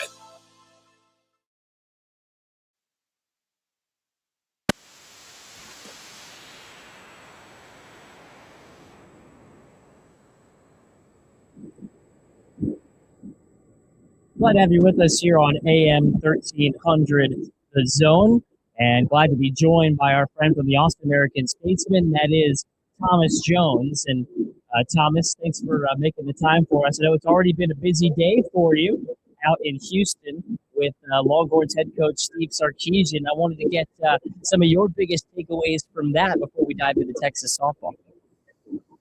Sure. Hey, you're now right in and out. Fayetteville somewhere. I can hear you okay. Are you able to hear us? Oh, yeah, we're good. Well, hey, I'll tell you what. Sark was he was feisty this morning, man. He's taking little shots at everybody, left and right. It was kind of enjoyable. I like feisty Sark. Well, so I know he addressed the basket weaving comments that came up talking about some of the academic standards at Ole Miss and sort of clearing up some of those things. But I wanted to start with some of the playoff expansion talk that we heard from Sark in front of the media this morning. And are you surprised by Sark staying on the record as a proponent of just a 4-team playoff? That's a stance that I feel like is becoming less and less common now. Yeah, but, I mean, he's been pretty consistent with that. He's always been a fan of that, because he is a bit of a traditionalist when it comes to the regular season. But I think he also knows that those days are gone. So now he's like, yeah, 12 pretty much sucks. He didn't use that phrase. So let's go to 16. 24, Sark says, waters down the regular season too much, but he thinks 16 is a good number because it kind of takes out some of that, non-Power 4 schools and the Notre Dame. So I think 16 from Sark's perspective is a good number. It gets every worthy team in without watering down the regular season too much. And one point that Sark brought up that I am with him on lockstep is the questions he has when it comes to the committee, because you heard him question whether or not the committee, if you expand to 24, heck, even at 12, has the bandwidth, the capacity to actually track the 50-plus games each week that would matter in an expanded playoff. Yeah, I mean, Sark's always said, how do these guys have the time to watch every team? And it's almost like if you're a voter in the Associated Press poll, look, it's a bit of informed, it's an educated guess, because you're not sitting there watching all the teams play. You know what I mean?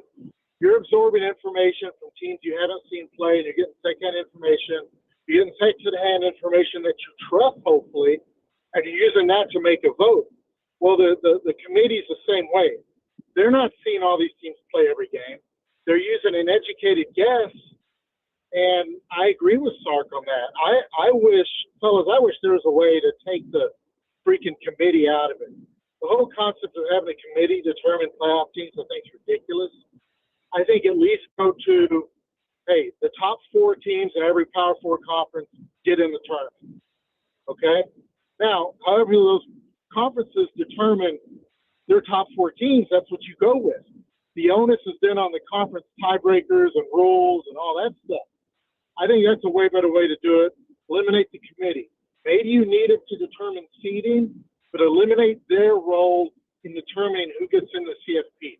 I think Sark's trying to say that, and I would tend to agree with him on that. I tend to agree with him if they're going to continue to look at schedules, or rather disregard strength of schedules in the way we saw them last year. What was the reaction in the room when he mentioned the 2s and 3s of Texas that he feels could go undefeated against Texas Tech's schedule? Did you get the sense that that was tongue-in-cheek, or was it a genuine kind of frustrated comment? Oh, that was no tongue-in-cheek, man. That's Sark being Sark. Now, he didn't say Texas Tech, but we all know he was talking about Tech, right? No, that was a very pointed comment, and he believes that 100%.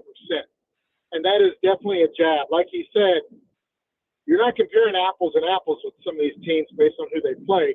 You're comparing apples and oranges. And he also mentioned Indiana's non-conference last year. Now, obviously, Indiana was good enough to win a championship. But to Sark's point, you're asking committee members to judge teams to get into the same tournament, but that have different schedules. They're not all on the same footing. So I can see where Sark and some of these guys, Ohio State and Michigan, who Texas plays the next 2 years, I can see the frustration for those teams that are playing those tough non-con games. Now, I do think you expand the playoff and it alleviates that a bit. I don't think you'll be punished as much for a tough loss because we'll have a bunch of 10-3 teams getting in the tournament. So I think that'll help when it comes to high-profile non-con games. Thomas Jones from the Austin American-Statesman joins us. You heard Sark as well today at the Omni, the Touchdown Club luncheon in Houston, talk about the budgets for NIL in the SEC and how they've ballooned to north of $30 million. Some schools maybe even up near that $50 million mark. Did this surprise you? No. We've heard rumors over that. Last year, my friend Kurt Bowles at the Houston Chronicle, he had a source tell him that Texas's roster was around $40 million, and Sark kind of shot that down, said that was not correct. But I think reading between the lines is probably pretty accurate. And look, here's the deal. As long as these salaries in college athletics are kept essentially private and everything is kind of guesswork or you have a source tell you this or that, we're going to have these conversations. I just wish the powers that be in college athletics would grow up, be a little more, what's the phrase, man? You have to be a little more open with these salaries like the pros are. Just let people know what the contracts are with the players. Let people know what teams are paying per roster per year. This is big boy athletics. I think all the fans can handle it. They do it with the NFL. We know what everybody's getting paid in the NFL. Be a little more open about the salaries in college. There should be open records anyway. And then it won't matter. We won't have these conversations about, well, there's 3 teams making $50 million in the SEC, like Sark said. He didn't mention which 3. And, there's a dozen others making $30 million. Let's have the salaries out in the open so we can quit talking about it. I tend to agree with you. Talking to Thomas Jones from the Austin American-Statesman. Let's shift gears back here in Austin, where the Super Regionals get underway tonight for Longhorn softball. You've covered this team closely all season, and I love the line you wrote in the Statesman in your kind of preview piece, recapping the regionals in moving into this Super Regional round. Mike White seems to have solved the regional riddle. And it's just been automatic for his teams advancing out of regionals every completed season. What is it now? In 17 years as a head coach, he's advanced out of that round. They did it in emphatic fashion last weekend. You talk to these players about him all the time. What do they tell you in terms of how he gets the best out of his teams this time of year? Well, what they would say about Mike is they say he does a really good job of keeping the team focused on the cliche of, we're only as good as our next game. We're taking it game by game. Every coach says that. They really do. Every sport says that. Every athlete, every coach, every sport, they always say that. But Mike somehow makes it mean something to his credit.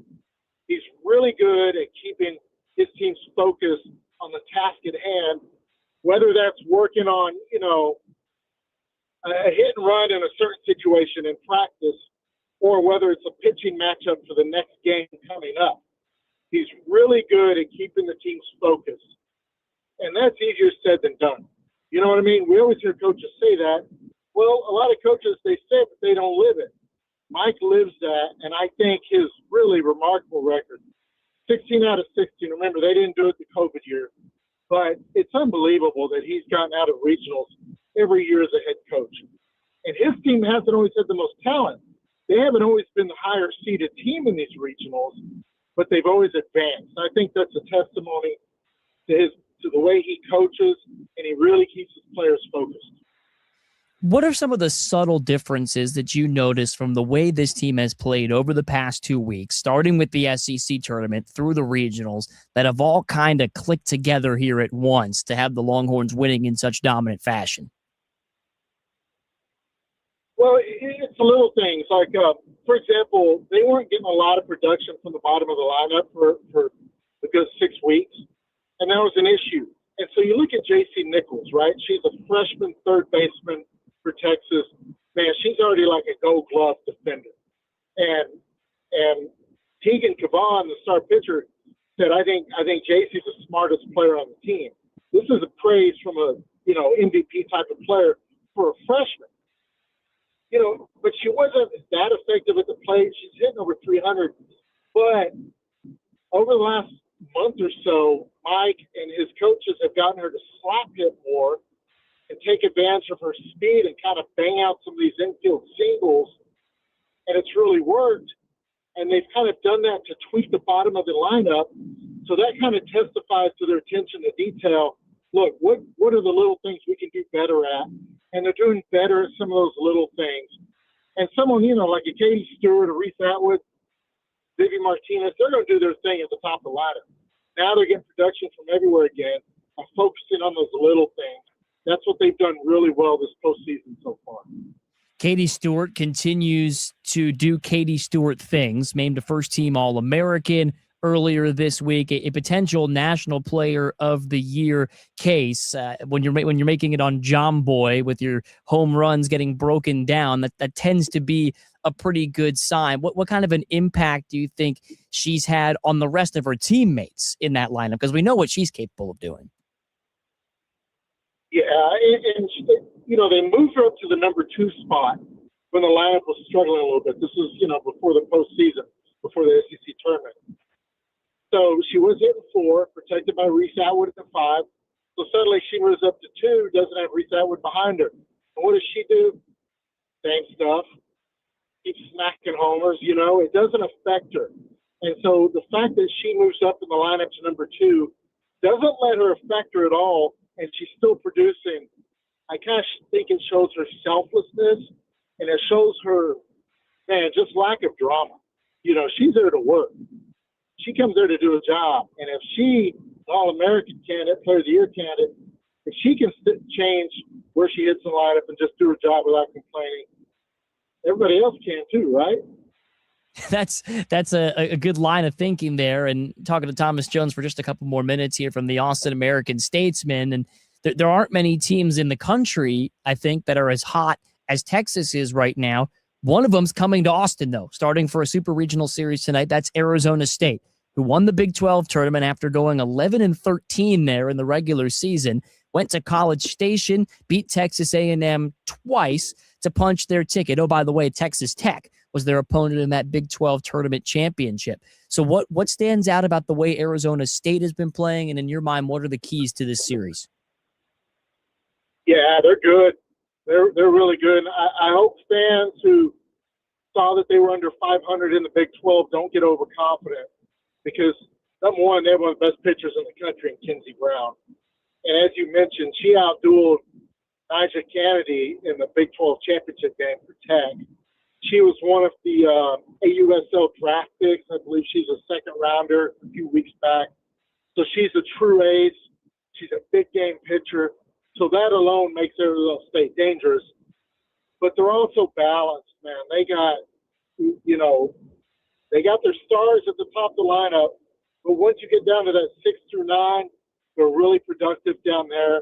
They're a really good team. I think the Longhorn fans would have been very happy to see A&M come here again, because I know they like beating the Aggies.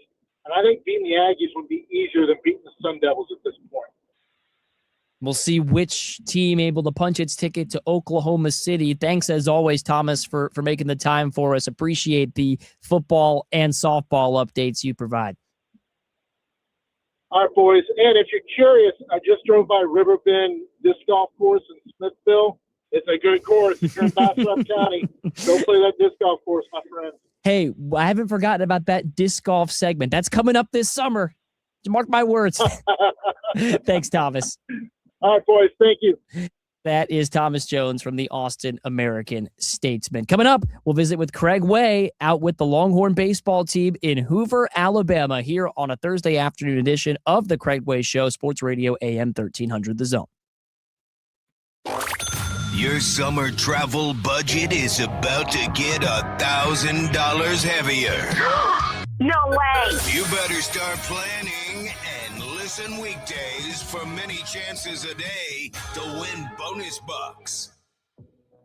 Hey guys, I'm Lourdes. I'm Hannah, and we're Rowdy Cowgirls from Rowdy Cowboy in Round Rock, Texas. Come see us. We're excited to meet you and get rowdy. Chuck McDowell here with Red Pocket Mobile. How long have you been stuck with the same phone plan? 2 years? 5? 10? Are you tired of surprise fees and confusing bills? Switch to Red Pocket Mobile. With Red Pocket Mobile, premium 5G plans start at just $10 a month. Pick a plan, lock in your rate, and that's the number you'll see on your bill every month. No hidden fees and no long-term contracts. And here's the kicker. Red Pocket lets you choose from 3 major 5G networks, not just one. Pick the network that actually works where you live and where you work. Try one, and if you like it, keep it. If not, switch to another. Never be stuck with a single network again. Plus, keep your phone, keep your number. Red Pocket Mobile, your new ultimate cell carrier. New customers can switch and save 50%. Choose from all 3 major 5G networks with one locked-in low price and no contracts at redpocket.com. Redpocket.com. Pantalones Organic Tequila. Because tequila is fun. Pantalones. This is the story of the one. As a procurement manager for a hospital system, she keeps every facility in her network stocked and ready. That's why she counts on Grainger to be her single source for thousands of products, from disinfectants to lighting, air filters, and more. And with fast, dependable delivery, Grainger helps her keep every facility stocked, safe, and running smoothly. Call 1-800-GRAINGER, click Grainger.com, or just stop by. Grainger, for the ones who get it done. Man, whenever I use a sports book, I feel like I'm just getting robbed blind. Dude, you've got to delete that app. You need to be using Polymarket. Polymarket? How are they any different? Polymarket is a prediction market, not a sports book. You trade against other fans just like you, not the house. That means more money for you and less for those greedy sports books. For real? Yep. Sports books take around $9 on a $100 position and then pay out around $500. Polymarket pays out $650 on that same position. What's the catch? No catch. Even better, it's available in all 50 states. Polymarket is so confident that you'll never go back, they're giving you $50 free on your first trade. I'm deleting my sportsbook app. How do I get started?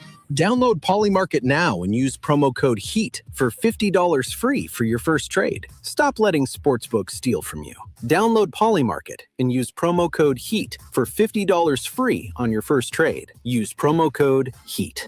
Trading not available in all jurisdictions. Check local regulations before trading. Restrictions and eligibility requirements apply. Finding great candidates to hire can be like, well, trying to find a needle in a haystack. Sure, you can post your job to some job board, but then all you can do is hope the right person comes along. Which is why you should try ZipRecruiter for free at ZipRecruiter.com/free. ZipRecruiter doesn't depend on candidates finding you. It finds them for you. Its powerful technology identifies people with the right experience and actively invites them to apply to your job. You get qualified candidates fast. So while other companies might deliver a lot of hay, ZipRecruiter finds you what you're looking for. The needle in the haystack. See why 4 out of 5 employers who post a job on ZipRecruiter get a quality candidate within the first day. ZipRecruiter, the smartest way to hire. And right now, you can try ZipRecruiter for free. That's right, free at ZipRecruiter.com/free. That's ZipRecruiter.com/free. ZipRecruiter.com/free. ZipRecruiter. AM 1300 The Zone occasionally holds contests. For more information about contests on this station, go to am1300thezone.com/rules. Hey guys, it's us, the Jonas Brothers. I'm Joe. I'm Kevin. And I'm Nick. And guess what? We created our own podcast called Hey Jonas. We invented a podcast? Well, we didn't invent it. We just contributed to it. We're the first people to do podcasts. We get to ask other people questions because we're sick and tired of being asked questions. Well, sick and tired is a strong way to put it, but, you know. Tired and sick. Tired and sick. Listen to Hey Jonas on America's #1 podcast network, iHeart. Follow Hey Jonas and start listening on the free iHeartRadio app today. Harge and Henry, the morning kickoff, weekdays at 7.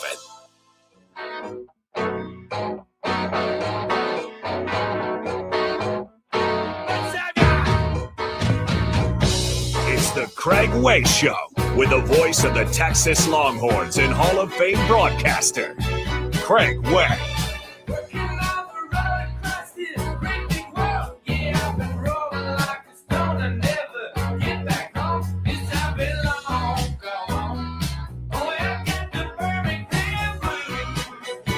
Okay, I know. This song is not about the same Birmingham where Craig Way finds himself on this Thursday afternoon. ELO with Birmingham Blues bringing us back out of the break. No, not Birmingham, England, but outside of Birmingham, Alabama. We check in with Craig. And first of all, I know you're a big ELO fan. Is this song up there in your top 10, top 5 from them? I like it. It's off Out of the Blue. And, who knows? He might have been talking about Birmingham, Alabama, because, those Brits, they call the other city Birmingham.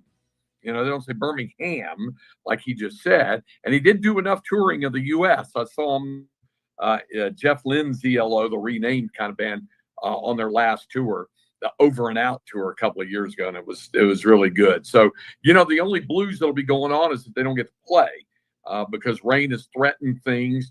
They had to move up the 2 games that were scheduled for today and tomorrow. And I thought this was a pretty smart play on the part of the SEC. They did this last year. The first year they went to the 16-team format. And that is when you get to the quarterfinal level, because it is single elimination, they split it and did 2 games on Thursday and 2 on Friday. And if you win your game on Thursday, you get Friday off. And of course, if you're Friday, you don't even have to play on Thursday. So you don't even play until Friday. Then it's like a weekend series, Friday, Saturday, Sunday. But the reason they did that last year was for exactly what this purpose would be. In case there is rain, and this time of year can be kind of stormy in the state of Alabama, that it gives you some flexibility. And that's what they were able to do, because the forecast is calling for showers later in the day. So as a result of that, they moved the 2 games that were scheduled for 4 o'clock or 3 o'clock, I guess, and then 7 o'clock. The first game is underway between Georgia and Mississippi State, and the second game, which would follow, then would be Alabama and Florida. So they moved it up to start that Georgia-Mississippi State game at noon. Now, I will tell you that 85 miles down the road, down I-65 in the capital city in Montgomery, where the Sun Belt Conference tournament is underway, they actually were unable to get their 4th game in last night between Troy and South Alabama. And so they had to move it into this morning, and Troy won that contest. to go into the winner's bracket. They play a double elimination event there.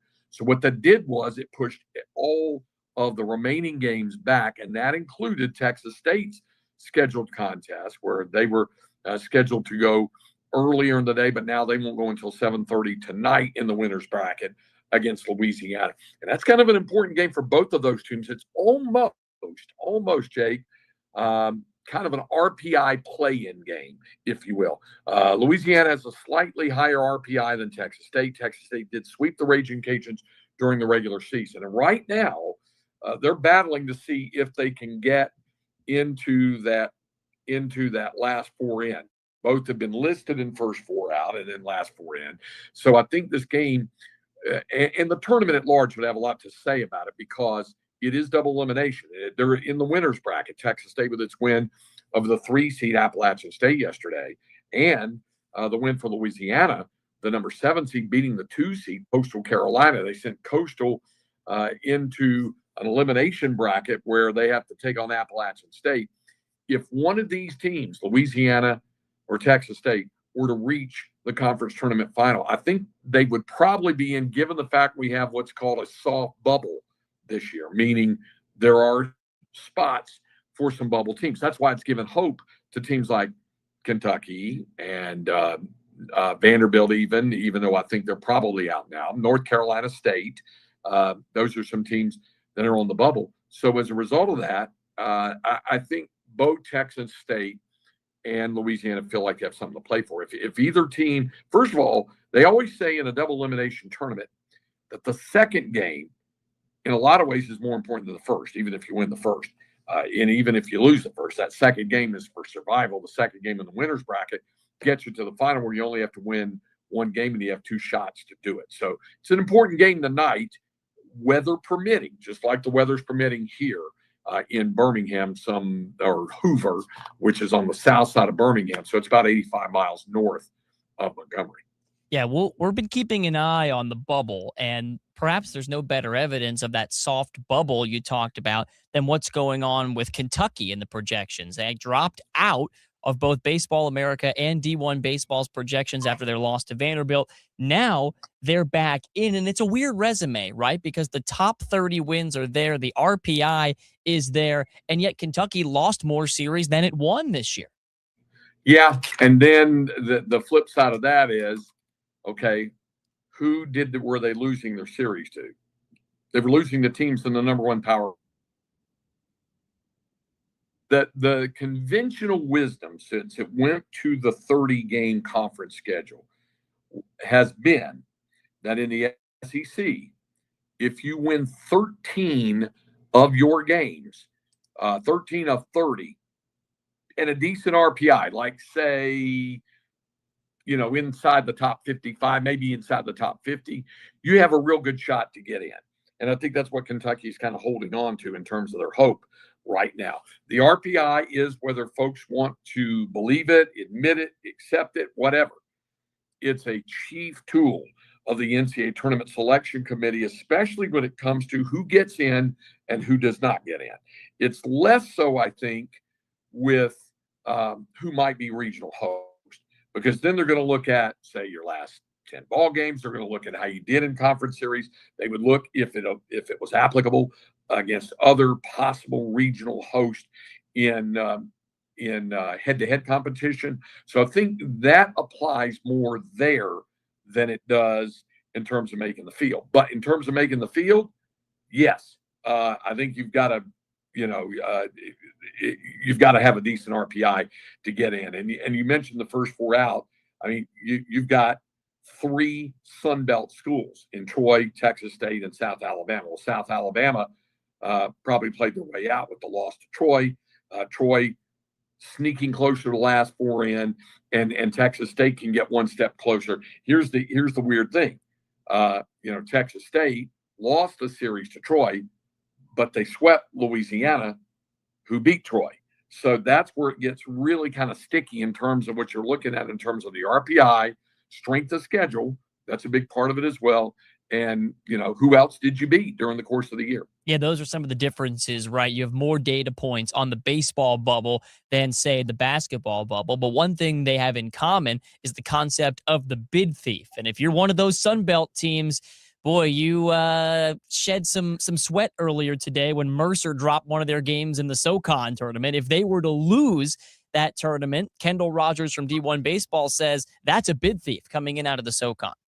Yeah, he has Mercer in the field. He also had them as projected as the winner of the SoCon. But it's funny you mentioned the SoCon because this morning I was over on the practice field with the Longhorns. They practiced over at Samford. Now, the original plan was Texas was to have practiced. They have some big practice, what they call backfields, like you have at spring training, beneath down this big hill and in a park area at the Hoover Met, because it's Hoover Metropolitan Park, and there's a lot that's there in addition to the ballpark, the stadium itself, the baseball park. Beyond the outfield fences and downhill, there are a couple of big fields there where they have a lot of recreational games. Well, teams from the SEC use those fields as practice fields and warm-up fields of sorts, because you're not allowed to use the field other than to take your infield right before, infield, outfield right before. There's no batting practice on the field at the Hoover Met, because they're trying to preserve the condition of the field all the way up, I think, until the championship game. So you practice on those fields down there. Well, Texas was scheduled to practice there, but when the tournament had to slide the two games from later today to this morning, the participating teams this morning needed to use those practice fields. So Texas had to pivot, and they did. They arranged to practice at Samford, which is about a 10, 15-minute drive from here. It's not that far. And Jim Schlossnagle, when he was coaching at Texas A&M, had his team practice over there. It was a nice ballpark, to be and here's where I'm going with this, a Southern Conference school. And it was a field turf surface. And the Longhorns were over there this morning and practiced for a couple of hours, got in some good hitting, hit indoor in the cages and came out, hit on the field, took infield and outfield. So they got in a good workout.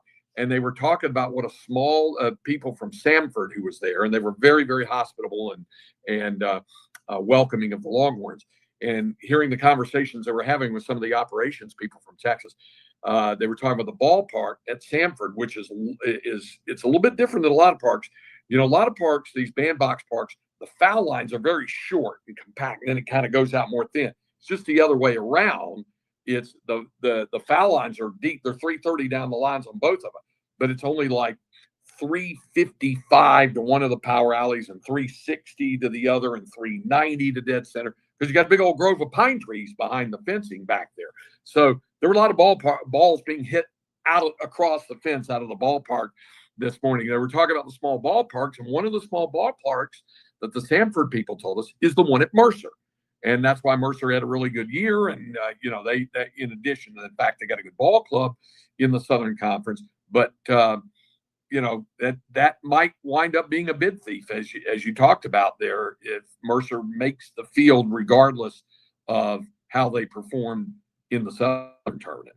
The bubble can change so quickly this time of year. So can plans for head coaches as they adapt to things like weather delays, things of the conference tournament nature that are just always up in flux. Turns out we are getting a Texas-Arkansas game this year. The bracket stayed true to seed, and a couple teams, couple rivals that didn't meet in the regular season will match up at some point tomorrow, weather permitting. And I just want to know what stands out to you about that matchup and what Jim Schlossnagle and company stressed to the team, if anything, about Arkansas in batting practice and in the time they spent together today. It's funny. The weird person that I am, I like a lot of variety, and I like to see a lot of different teams. So going into this event, I was hoping that the Longhorns obviously would play 3 games, get to the championship, and perhaps win it. But that the 3 games they would play would be against 3 teams they haven't played this year, or teams that I didn't get a chance to call because I was on the road with basketball. Arkansas, they didn't play. LSU, they didn't play, but they got eliminated by Auburn last night. I didn't get a chance to call the series against Auburn because of being on the road during NCAA tournament with basketball. And so now they're going to play Texas A&M, who I did see, obviously. And then on the opposite side of the bracket, they didn't play Florida, and they didn't play Georgia. And so those are two possible teams if they could get to the tournament final. I think there's always this big amount of unknown in conference tournaments, Jake. I see it, excuse me, I see the Cards held closer to the vest this week than just about any other week of the year when it comes to pitching. But not as much intentionally, although that factors into it as well, but also because coaches aren't exactly sure how much they want to throw their frontline weekend guys. They have an eye, obviously, toward the regional next week.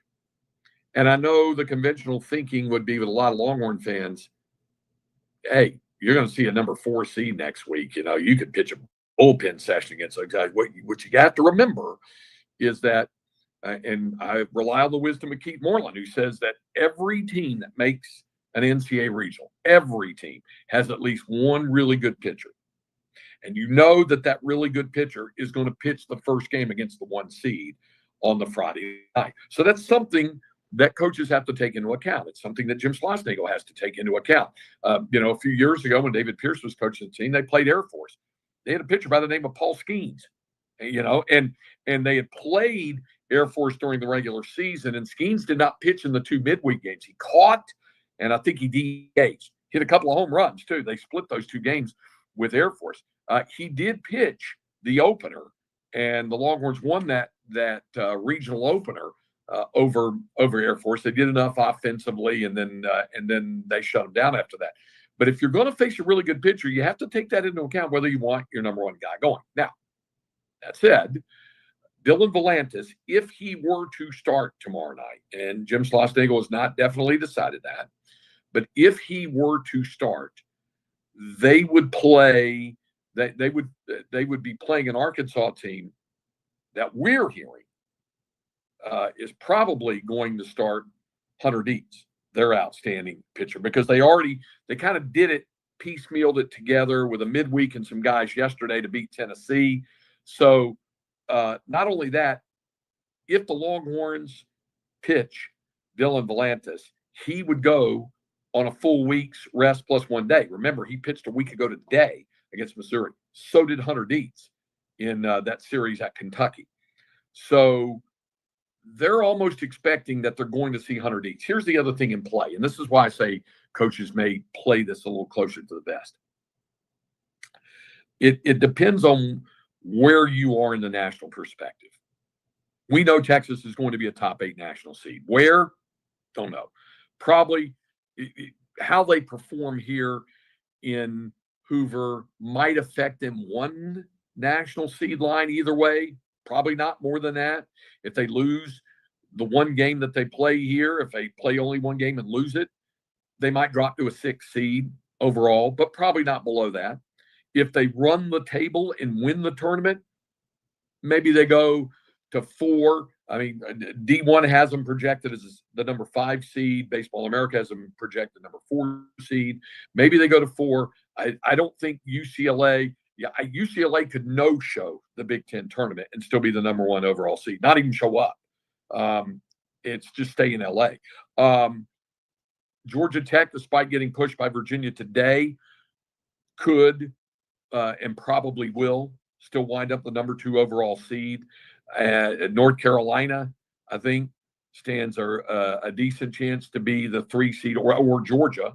And if, depending on how that all goes today and how they would do during the weekend, if Georgia or North Carolina could be 3 or 4 and Texas could be 5. If North Carolina were to go out early, maybe Texas jumps to 4 if they have a good, at least a win or 2 this weekend. But I don't think it's going to change that much. And so if it's not going to change that much, and you're still going to be a number 1 seed, yes, you want to win the tournament. You do want to win your conference tournament. Don't get me wrong.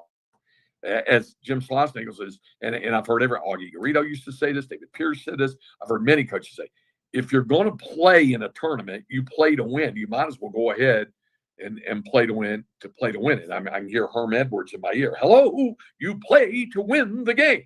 That deal. But you don't want to do it at the expense of hurting anyone pitching wise or wearing them down or wearing them out or anything like that. So if we do see Dylan Volantis tomorrow, I think it will be in an abbreviated role as a starter. Get some pitches in, 40, maybe 50 pitches, whatever, and then have him aligned just in case they need him a week from tomorrow on Friday. But more than likely, with an extra day's rest, let him go on Saturday in the winner's bracket game if Schloss likes the matchup of what they have with whatever number 4 seed comes to Austin. So I think they want to be careful with that. I think they really want to be careful with Ruger Riojas. I think there's a real good chance we won't even see him, even if Texas gets all the way to the finals. He might. He could wind up pitching on Sunday if they get to the finals. Some of that, and every day is different, Jake. Every day you check with these guys and see how they're feeling. Every day, especially with pitchers, you see how they feel and how they're throwing on the side when and all that other kind of stuff. So it's variable. It fluctuates from day to day. And we heard this morning quickly that Dylan Volantis' role could fluctuate. When Schloss visited with our friends Harge and Henry on the morning kickoff, we heard it earlier in the show. And you know this, having covered Texas teams that have made the run to Omaha, you need guys that can pitch all sorts of different roles within the same weekend sometimes. Yep, absolutely. I mean, it could be that maybe Dylan doesn't start the game tomorrow, but all of a sudden, and whoever's pitching pitches really well, but they get to the 7th inning and they've got a lead or it's a tie and it becomes a leverage deal. Maybe he comes out of the bullpen and he works 7th, 8th, 9th. Maybe it happens that way. It doesn't necessarily have to lock him in as the starter. I think we will see him start in the regional, be it Friday or Saturday. But that does, and again, this goes to this conference tournament where you want to play well. If you have a chance to win, you definitely want to win. But it's not more important than the bigger goal next week at home so that you can, survive that test, win it, and set yourself up to be at home on Super Regional weekend, because then it boils down to best 2 out of 3 to see if you can get to Omaha, which after all is the down the road goal. Sure is. We'll keep you posted on all things, both bracket forecasts and weather forecasts in the lead up to what's for now still a scheduled 3:00 first pitch between Texas and Arkansas in the SEC quarterfinals. Craig, stay dry, and we wish you a great night out in Birmingham. We'll talk to you tomorrow. Yeah, I'm going to try, weather permitting, and keep it dry, to go down and watch Texas State play tonight, since Texas doesn't play tomorrow. But if rains come in later today, because there's 2 games in between right now and when they would play, so maybe it gets even pushed back another day, or maybe it doesn't happen at all. And but if it stays on schedule and looks like they can get it in, then I'm going to spin down there. I'd like to see the Bobcats and see if they can get into in the winner's bracket. And for those who would say, well, why would you want to go down there and do it? You never know who you might see in a regional. They played Louisiana twice in regionals in recent years. If Texas State gets in, there's a decent chance the Bobcats could wind up in Austin. By the way, that's 2 of the games I didn't get to call because it was on the road with basketball, the one in San Marcos and the one in Austin. So I've seen the Bobcats a lot this year on television, but it always does your eyes good for recognition to see them in person. And I hope they win. I really do. And so I'm going to spin down there to see them, weather permitting, tonight in their game against Louisiana. And then we'll be back here and get ready, like you said, as scheduled for 3:00 tomorrow afternoon, 2:45 airtime here on the Zone for Texas and Arkansas. And Texas State, by the way, as of right now, Baseball America's last team in the field. So some big stakes in that potential game you'll see tonight. They're right on the cut line. Incredible. Thanks, Craig. Always appreciate it. You bet. All right, when we come back, we will talk some NBA and wrap up hour number 2 of the Craig Way Show on 1300 The Zone. Before they can cheer your name, you've got to make one. At Spurs Sports Academy, we're helping young athletes do just that with year-round basketball camps and tournaments for kids of all ages. It's all part of our mission of inspiring lifelong memories and building character through competition. To find your way to play, text HOOPS to 210-444-5021 or head over to spurs.com/sportsacademy. For traffic control rentals, sales, and 24-hour service, trust Buyers Barricades. From roadway safety to special event traffic planning, they've got Texas covered. Visit buyersbarricades.com and keep Texas roads safe. That's buyersbarricades.com. Visit the site today. Get rewarded just for shopping with Simon Plus. Don't miss Memorial Day sales at Simon Premium Outlets and Mills. You can get points at scores of stores, access to exclusive offers, and exciting surprises. You've got an extra day off, so make it pay off with the best deals from brands you love all in one place. It's a summer kickoff thing. Join today at simonplus.com. Rewards program terms apply. See simonplus.com for details. Municipal bonds don't get the media coverage the stock market does. But if you're looking for a potential source of tax-free income, now may be the time to consider municipal bonds from Henyon and Walsh. If you have at least $10,000 to invest, call and talk to a tax-free bond specialist at 800-761-9761. We'll send you our exclusive bond guide, free, with details about how bonds may be an important part of your portfolio. Henyon and Walsh has specialized in fixed income and growth solutions for over 35 years and offers high-quality municipal bonds that are tax-free and, according to Moody's research, have been historically low risk. Call today to request your free bond guide. 800-761-9761. That's 800-761-9761. Investing involves risk, including the possible loss of principal. Income may be subject to state, local, or federal alternative minimum tax. Securities offered by Henning & Walsh, Inc., member FINRA, SIPC. Hey guys, do you want male performance in the bedroom and do you want it now? Get it in 47 seconds or less. For the first time, you can have instant male enhancement. Introducing Nox 47, the topical male enhancement that works in 47 seconds or less. Satisfaction guaranteed. Finally, after years of scientific research, our proprietary formula will allow you to perform in the bedroom like never before. Just imagine that little blue pill on steroids. No reason to settle and wait when you can get instant performance now. Forget about pills and potions that make you wait hours or up to 30 days to work. That's yesterday's news. Nox 47 is brand new. The hottest thing for men. And you don't need a prescription. Call now and get your free supply for a limited time. Find out how to get Nox 47 for free. Call now, 800-481-9964. That's 800-481-9964. Free bottles for a limited time. Call 800-481-9964. That's 800-481-9964. Ready to upgrade to the perfect sleep setup? Let Mattress Firm sleep experts guide you to the perfect bed at the Memorial Day sale. Top brands, ideal comfort, score unbeatable deals on both. Mattress Firm, they make sleep easy. Adopt US Kids presents Multiple Choice Parenting. Your daughter just had her first breakup. Do you A, put yourself in her shoes? How could he do this to you? And for Sheila, she has split ends.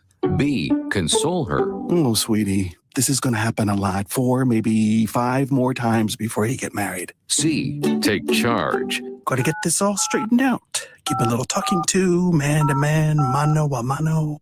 Hey, Steve. It's now a good time? No? Okay, no problem. Bye. Or D, help her find a new boyfriend. I know a great place to meet boys. The internet. Nice, single boys. Never mind. How about some ice cream? As a parent, there are no perfect answers. But you don't have to be perfect to be a perfect parent. Thousands of teens in foster care will love you just the same. For more information on how you can adopt, visit adoptuskids.org. A public service announcement from the U.S. Department of Health and Human Services, Adopt U.S. Kids, and the Ad Council.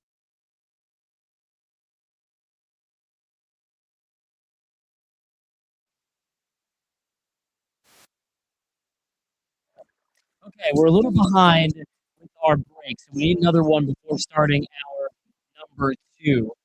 But coming up, we'll talk college baseball with the SEC tournament still underway. And in the second game of the day, Florida and Alabama are on the bottom of the second inning, tied at 0. As promised during the last segment with Craig, we will hear some more from the NBA head coaches. The Spurs and Thunder have seen their series even at 1 apiece. And we'll hear more from Mark Gagino and Mitch Johnson about what transpired in an exciting Game 2 last night. We're also going to talk with Andrew Haynes next hour, the play-by-play voice of Longhorn softball, for an even more in-depth preview from the Super Regional Series, which starts tonight. And we'll hear a few more sound bites from Longhorns baseball head coach Jim Schlossnagle. We're glad you're with us here on Sports Radio AM 1300 The Zone. From the Audio-Visual Consultation Studios, Sports Radio 1300 The Zone, KBET AM Austin, your home for the Horns, and the #1 preset in your car and on the free iHeartRadio app. Okay, so we're down to the Final Four in the NBA playoffs as well as the NHL Stanley Cup playoffs. Pro Golf has 2 of its Grand Slam events in the books, and we're closing in on the start of the college baseball NCAA regionals. Are you enjoying all of this on your home entertainment system? If not, give my friend Tom McKay a call at Audio Visual Consultations. You've heard me tell you what experts Tom and his staff are when it comes to home entertainment, but AV Consultations has expanded to become dealers and custom installers of Foresight golf simulators. So if you're wanting to improve your golf game, AV can get you hooked up with a Foresight simulator that could do the trick. AV Consultations now also offers full home and landscape lighting and automatic lighting control. Give Tom McKay and his staff a call today at 512-255-8678. That's 512-255-8678, or you can find them on the web at avconsultations.com. Let Tom McKay and Audio Visual Consultations help you realize the home entertainment system of your dreams. It's time to warm up that scoreboard and get ready to bring home the win with Specs. Specs has you covered with lower prices on all your favorite fan fuel. From craft beer, rare spirits, and world-class wine to chips, dips, and gourmet finer foods. And with same-day delivery when you order online or through the app, Specs is your MVP for the biggest score of the game. At Specs, the fun starts here. Here's to you, cheers to savings. Boost your team's productivity and morale with this workplace tip from Cintas. A well-maintained uniform helps your team look and feel more professional. Don't leave their appearance to chance. Let Cintas handle your team's uniforms. With their Apparel Plus program, Cintas picks up, launders, and delivers fresh work apparel back to you, so your employees focus on doing their jobs, not their laundry. Learn more about Apparel Plus at Cintas.com. If the world were like a Sleep Number mattress, everything would adapt for your comfort. Because as your life changes and your body changes, Sleep Number mattresses adapt and shift to give you personalized comfort night after night. And now everything's on sale during our Memorial Day event. Save up to $1,200 on mattresses, plus free delivery when you add a base. Ends Monday. To experience a whole new world of comfort, visit a Sleep Number store or go to sleepnumber.com. Sleep Number, to a good life sleep. iHeart's Yacht Rock Radio goes commercial-free all Memorial Day weekend. Smooth sailing with the greatest from the 70s and 80s. Just open the free iHeart app, search Yacht Rock, and start listening now. You guys just didn't want it bad enough. That should have been an easy win. What were you doing out there? You got to hustle. You could have made that play if you'd been open. On the car ride home after the game, when you think you're helping by telling me what I did wrong and what I need to work on, all I hear is that I'm not good enough, that I'm supposed to be perfect, that it's not okay to lose. On the car ride home, all I need to hear is how much you love me and enjoy watching me play. That my worth isn't determined by my performance.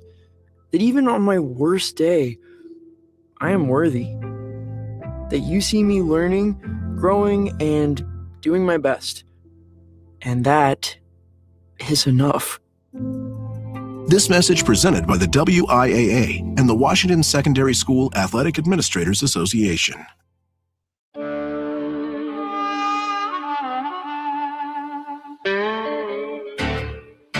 It's the Craig Way Show with the voice of the Texas Longhorns and Hall of Fame broadcaster, Craig Way.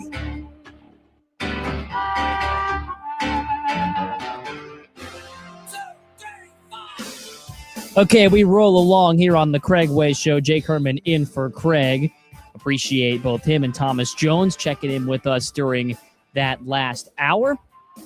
And now we move back over to the NBA, where the Spurs and Thunder are now tied up at 1 game apiece. And we heard a little bit from Mark Daigneault earlier, the head coach of the Oklahoma City Thunder, who have gone from universally loved for their rebuild and emergence as an NBA power to kind of an NBA villain. I mean, I feel like the court of public opinion has not been too kind to this Thunder team. And it's as much as some of the replay revealed antics, be it the flopping, be it the physical defense, the chippiness, can really show through. I thought it was really, really interesting to watch the way they adjusted in game 2 of the series. And I think the Spurs will have some answers and some adjustments to them. If you're a Spurs fan after game 2, right, the encouraging signs are there, despite the injuries that Dylan Harper and De'Aaron Fox picked up, because you hung tough. You got some key contributions off the bench, and you were in this game despite 27 points off of 20 turnovers going the Thunder's way.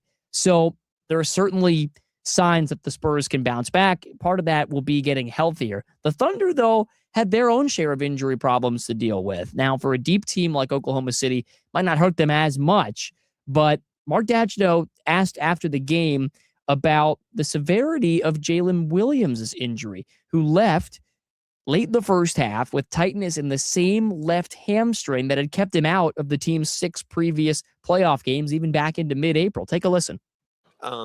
I mean, he's going to get checked out. I don't deal in like hypotheticals, especially when like doctors are involved. I just let them tell us what's going on. So he'll get checked out in the morning. We'll see where he's at. We'll update accordingly.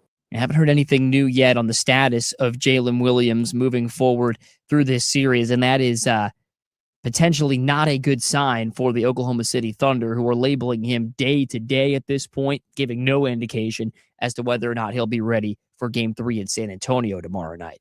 How about what they got from the MVP, the 2-time MVP, Shai Gilgeous-Alexander, who had 30 points, 9 assists, 2 blocks, and a steal.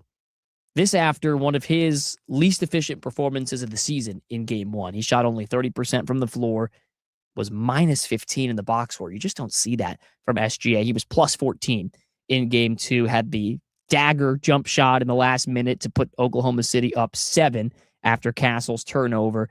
And Mark Daigneault was asked what changed for and around SGA in Game 2. Yeah, I mean, as a build on what we talked about last game, with him and everybody, I thought globally if our offense was better, everybody would benefit from that. And I thought he benefited from that tonight. That's when you were the one that asked the question the other night about him. And I was saying, like, we have to do a better job, of getting him in advantageous situations. And I thought we did that tonight with the way we ran offense. And then he played better, and there's that part too. So I thought we all played better. And, I had a quiet confidence about that. I didn't know if we'd win or lose the game, but, I was pretty sure after watching Game 1 and knowing our team that we were going to come out and play better tonight. When SGA struggled in Game 1, it was Alex Caruso who picked up the slack for the Thunder. He had 31 points in that game, made 8 threes. It's pretty solid last night, too. Pesky on defense. He was able to spread out that energy. He wasn't tasked with guarding Victor Wembanyama at all, for more than a few possessions, at least from what I saw. He had another strong game. 17 points, 5 assists, 3 rebounds, efficient 3 for 4 from 3. And he was asked about the trust that him and his teammates have in Shai Gilgeous-Alexander to deliver in the clutch.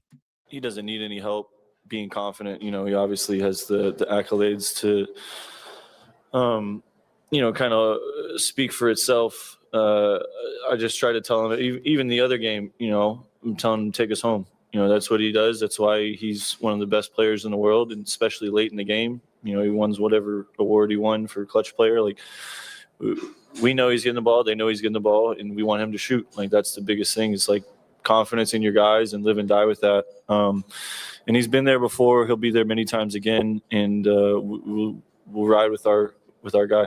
So for the Spurs, who head home now banged up with Fox and Harper on the mend, but having accomplished what they probably set out to do, win at least one of the two games at the Paycom Center in Oklahoma City. Now they head home to try and reestablish control in San Antonio. And Mitch Johnson, in the wake of all the injuries we've already mentioned, was asked, is this series just going to be a war of attrition? It feels like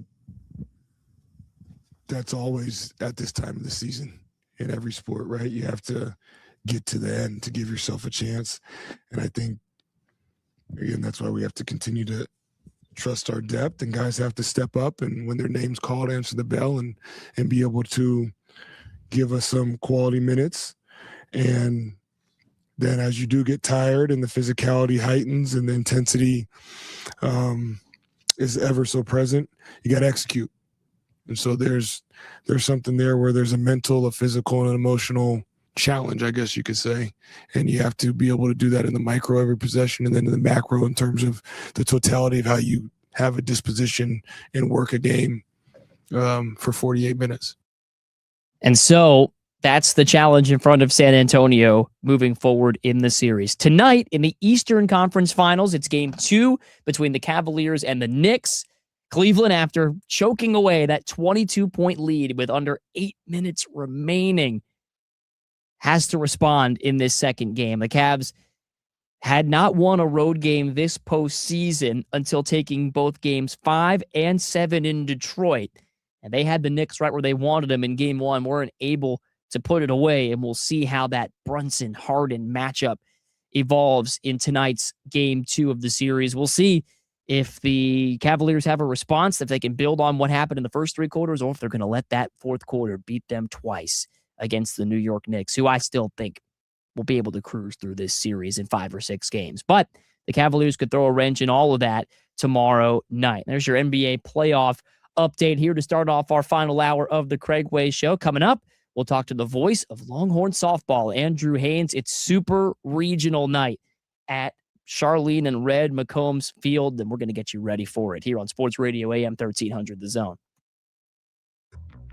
This is the story of the one. As a procurement manager for a hospital system, she keeps every facility in her network stocked and ready. That's why she counts on Grainger to be her single source for thousands of products, from disinfectants to lighting, air filters, and more. And with fast, dependable delivery, Grainger helps her keep every facility stocked, safe, and running smoothly. Call 1-800-GRAINGER, click Grainger.com, or just stop by. Grainger, for the ones who get it done. You fired up the grill, you strung the lights, you even cleaned the patio furniture. But let's be honest, your cornhole set is an embarrassment. This summer, level up with official American Cornhole League gear. We're talking pro-quality boards, bags, and everything you need to become the undisputed backyard champion of your entire neighborhood. Or at least beat your brother-in-law. Shop now at aclshop.com, because summer's too short for bad cornhole. It's a celebration 250 years in the making. And we want everyone in America, from Maine to Montana, from Alabama to Alaska, to be a part of it. This year marks America's 250th anniversary, and we're coming together from coast to coast at star-spangled events, live performances, and the largest day of giving in American history. Join the nationwide celebration at america250.org. Truck and bus drivers are trained professionals, some of the best on the road. But even the best drivers can't see everywhere. And the bigger their vehicle, the bigger the blind spots. When driving around large trucks and buses, cars can disappear from view. But driving safely is simple. If you're riding beside a truck or bus, don't linger. Always pass with purpose or give the vehicle space. Stay visible, stay safe. America's pros rely on you. Paid for by FMCSA. Stay connected to Texas athletics and the 40 acres with the LHN app. Watch original content, behind-the-scenes access, interviews, press conferences, highlights, classic Longhorn moments, and select live events. It's your home for Texas athletics content all year long. And with new stories and features dropping all the time, there's always something new to discover. Best of all, the LHN app is free to download and watch. Download the LHN app today and take Texas athletics with you wherever you go. Hook 'em. And now a word from our sponsor, Bud Light. There's nothing better than the clean, crisp... There's nothing better than the clean, crisp... what if we just got out of here and grabbed some Bud Lights? But man, we're on air for 4 more hours. They'll figure it out. Sounds good to me. Anything for the clean, crisp taste of Bud Light. Stock up now. Bud Light. Easy to drink, easy to enjoy. Enjoy responsibly. Copyright 2026, Anheuser-Busch, Bud Light Beer, St. Louis, Missouri. From the Odoo.com Traffic Center, Odoo.com, the only business software you'll need. It's a solid hour delay due to this overturned vehicle accident. 2 right lanes are blocked. It's happening 35 northbound at Slaughter Lane, slowing you down from the 45 southeast toll. Again, it's an hour delay. It's shut down due to a wreck over on FM 969 eastbound between Blue Bluff and FM 973 and westbound between Blue Bluff and Imperial Drive. Now on your eastbound side, alternate route, Decker Lane. Alternate route westbound there is going to be your 130 frontage. I'm Kat Cortez with your Austin area traffic. This report is sponsored by Lorenz & Lorenz Personal Injury Attorneys. I'm attorney Ted Lorenz. If you've been hurt in a car or truck wreck, Lorenz & Lorenz is here for you. We offer a free consultation and don't get paid until we win your case. Lorenz & Lorenz, we're on top of it. Austin, Texas.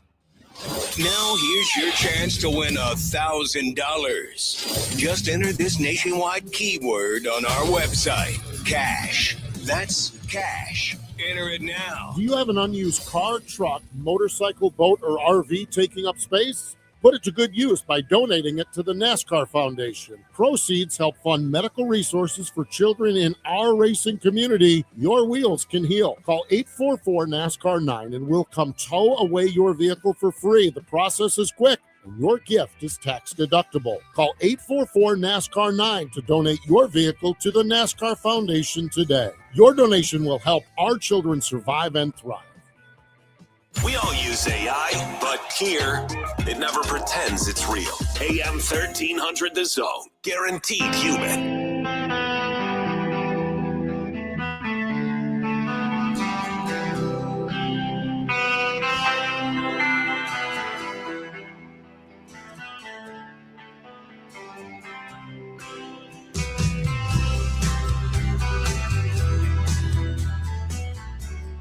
Back here on AM 1300, The Zone. Happy to be joined by Andrew Haynes, play-by-play voice of Longhorn softball, up and back with King of Oklahoma from Jason Isbell and the 400 unit. Longhorns one step away from a return to Oklahoma City. I know this is one of the weekends that you look forward to all year long. You work for all year long, Andrew. What's going through your mind this afternoon? Yeah, how difficult this is going to be. You look at, you're not facing a regional host. You're facing the team that knocked off a regional host, and you think, Arizona State, they didn't host a regional. They're in the top 20, but how good can they be? But look up and down their roster, their schedule, and it's going to be a pretty tough weekend. So looking forward to it, and just kind of thinking about how different this can go. Many different ways this can go. Sure can. There wasn't much doubt, though, when it came to the outcomes by the time we got to the late innings in the regional round. What's the biggest thing that stuck with you thinking about the way Texas really, after a couple of close innings early, maybe in the Wagner game, made very quick work of both Wagner, Wisconsin, and Baylor to get here? Yeah, just kind of they did what they were supposed to do, which has been easier said than done throughout the last couple of years. And regionals have been pretty good for them in the past, and this was no different. This was probably the best regional they've had under Mike White, just considering they allowed one total run, and it was just smooth sailing all the way through. So I think they look pretty good. I think they have a lot of confidence right now. Yeah, sticking with the theme of the pitching and the defense, those back-to-back complete game shutouts for Tegan Kavan. When you're calling those games, are there certain things you see early in the start that let you know, okay, the stuff is there and it's going to be a long day for the opponents? Getting strikeouts, getting ground outs early on. If she's throwing a lot of balls and come to 3-2 counts and 3-ball counts, then it's a little bit of a sign, allowing some deep fly balls, even allowing a home run in the first inning. It's a little bit of a sign that she might not quite be on her game. When she's striking a bunch of people out, getting ahead in counts, getting some weak ground balls, it's going to be a pretty good day. We talked a little bit with Thomas Jones from the Statesman earlier about Katie Stewart up for National Player of the Year consideration, named to the first team in terms of All-American selections. Is there a part of her game that even goes underappreciated by those who follow the program? I think this year the ability to put the ball in play has gone kind of under the radar. You see the long home runs, you see the high batting average. In the past, she's had long home runs. She's had batting averages in the mid to high 300s the last couple of years. This year, she's just striking out less. And so it's a lot more success at moving runners, at something productive, putting it in play to see if the defense will make a mistake. And so I think she's been a lot better at that this year. She's been pretty solid defensively at first base, a miscue here and there, but who doesn't have them? So I think, last year, she had to split time between left field and shortstop. And so being able to settle in at first base and have that consistent defensive mindset and responsibility, I think that's been pretty good for her. How have you seen JC Nichols? I know we've talked about a lot of the power bats on this team and the way that they've kind of come along throughout the season, but what Nichols has been able to do here down the stretch of the season, one of several Longhorns who have really gotten the wheels moving on the base paths, as well as supplied some consistent play at the plate. How have she in this freshman class really grown here over the last few weeks? Yeah, she's been the one consistent starter throughout the year from the freshman class. And I think you'd say Hannah Wells right behind her. Did not start quite as many games as JC as far as I remember. But JC has been holding it down at third base, been making some very good plays there, all the routine plays. So that's been good.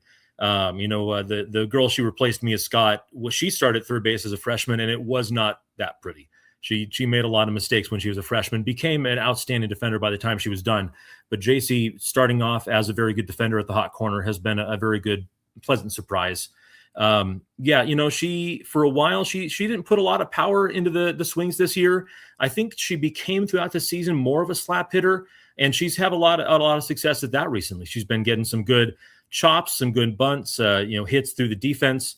Been running a lot, so I think she's been really rounding into her game at the right time.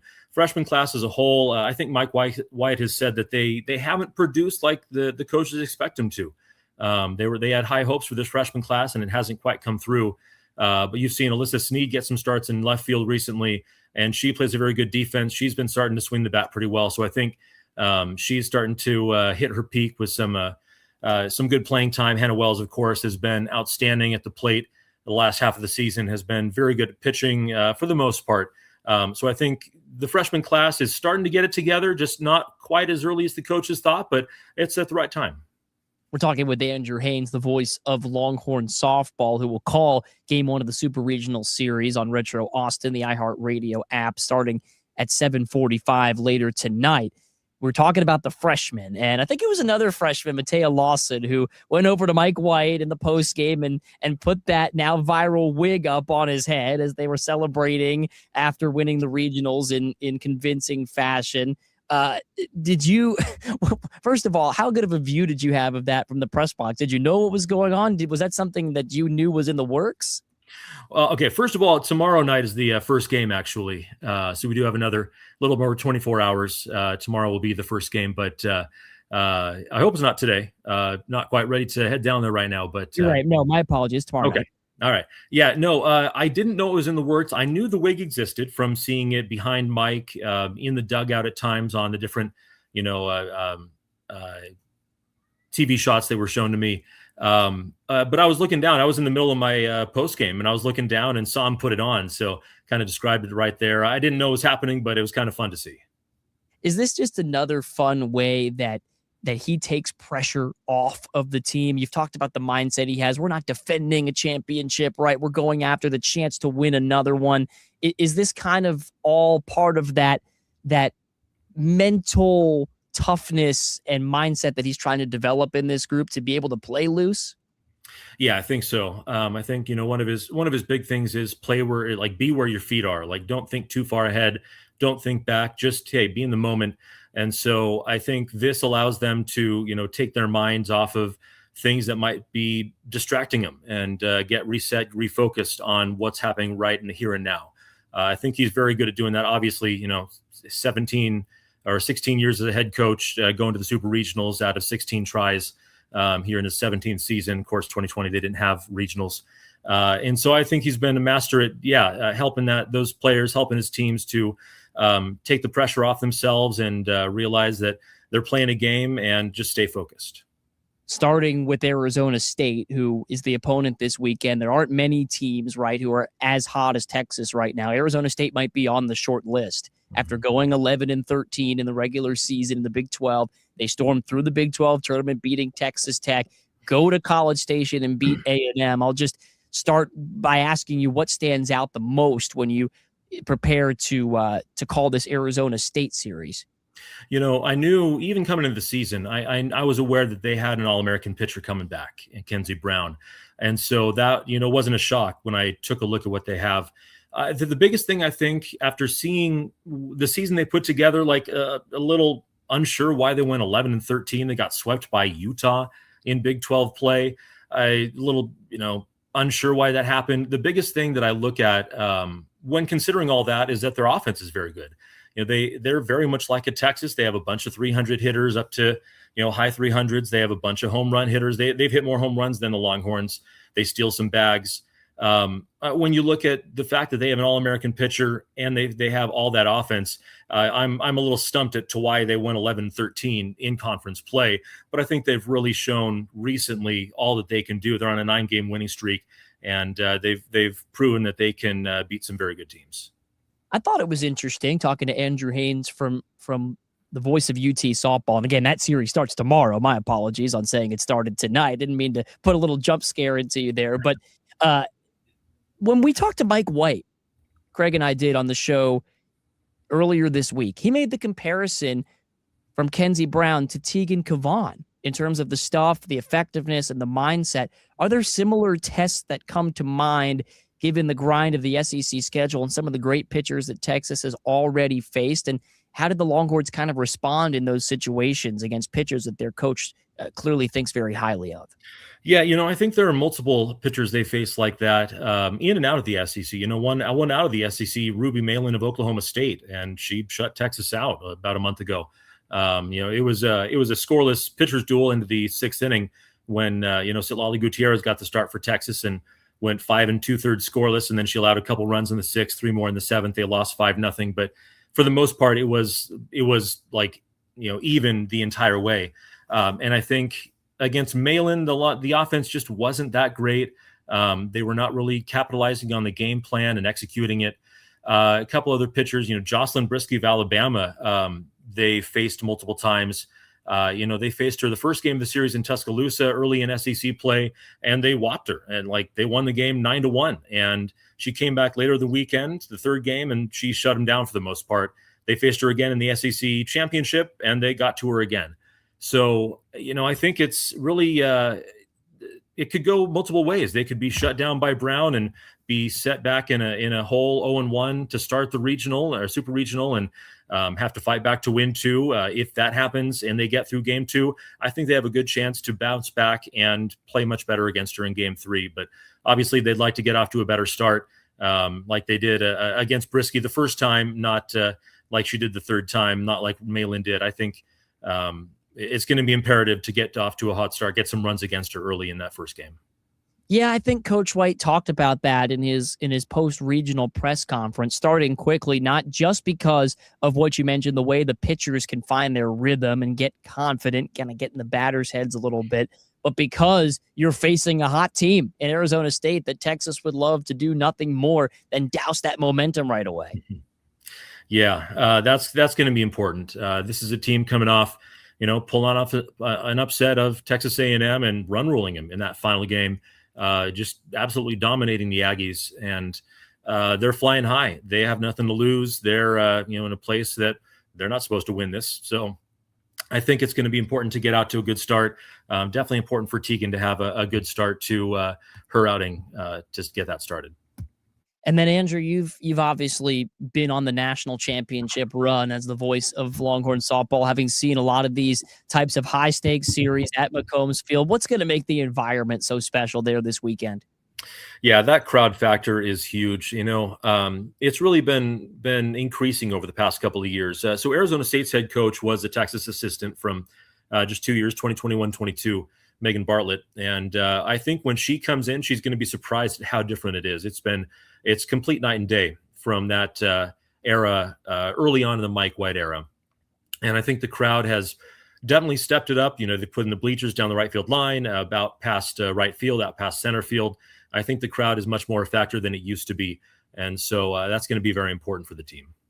We look forward to seeing how the series unfolds, and obviously, hopefully, bringing a highlight montage of the best calls on the show Monday afternoon. Andrew, thanks so much, as always, for taking the time to join us. All right. Appreciate it, Jake. That is Andrew Haynes, the voice of Longhorn softball. Coming up, we'll hear a few more sound bites from Texas baseball head coach Jim Schlossnagle with some similar outfield seating additions to what Andrew mentioned on the softball side. This is Sports Radio AM 1300 The Zone, and we're glad you're with us as well on the free iHeartRadio app. From the ABA Heating and Cooling Weather Center, this is Zone Weather. Austin area weather calling for showers and a possible thunderstorm this evening. That'll give way to mostly cloudy skies after midnight, a low of 67. Morning clouds, afternoon sun tomorrow, a high of 89, and tomorrow night's low 70. This report is sponsored by Progressive Insurance. Keep your career moving forward with growth opportunities, great pay and benefits, and one of the country's top workplaces. Go to careers.progressive.com and apply today. That's careers.progressive.com. Man, whenever I use a sports book, I feel like I'm just getting robbed blind. Dude, you've got to delete that app. You need to be using Polymarket. Polymarket? How are they any different? Polymarket is a prediction market, not a sports book. You trade against other fans just like you, not the house. That means more money for you and less for those greedy sports books. For real? Yep. Sports books take around $9 on a $100 position and then pay out around $500. Polymarket pays out $650 on that same position. What's the catch? No catch. Even better, it's available in all 50 states. Polymarket is so confident that you'll never go back. They're giving you $50 free on your first trade. I'm deleting my sportsbook app. How do I get started?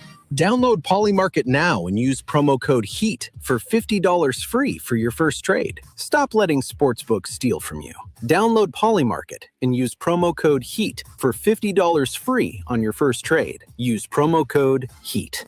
Trading not available in all jurisdictions. Check local regulations before trading. Restrictions and eligibility requirements apply. When it comes to family law, a lot has changed in recent years, so assumptions can be costly. If you see or sense a change coming in your family life that could have legal implications, it's important to know where you stand. What are your rights and responsibilities? Getting good legal advice early is never a bad idea. I'm Joe Cordell of Cordell & Cordell. If you or anyone you know is facing a family law issue, start with a consultation. Visit CordellCordell.com. Austin, San Antonio, and St. Louis. Lunch was great, but this traffic is awful. Can we stop at a bathroom? Are you all right? I keep having stomach issues after eating, like diarrhea, gas and bloating, abdominal pain, and sometimes oily stools.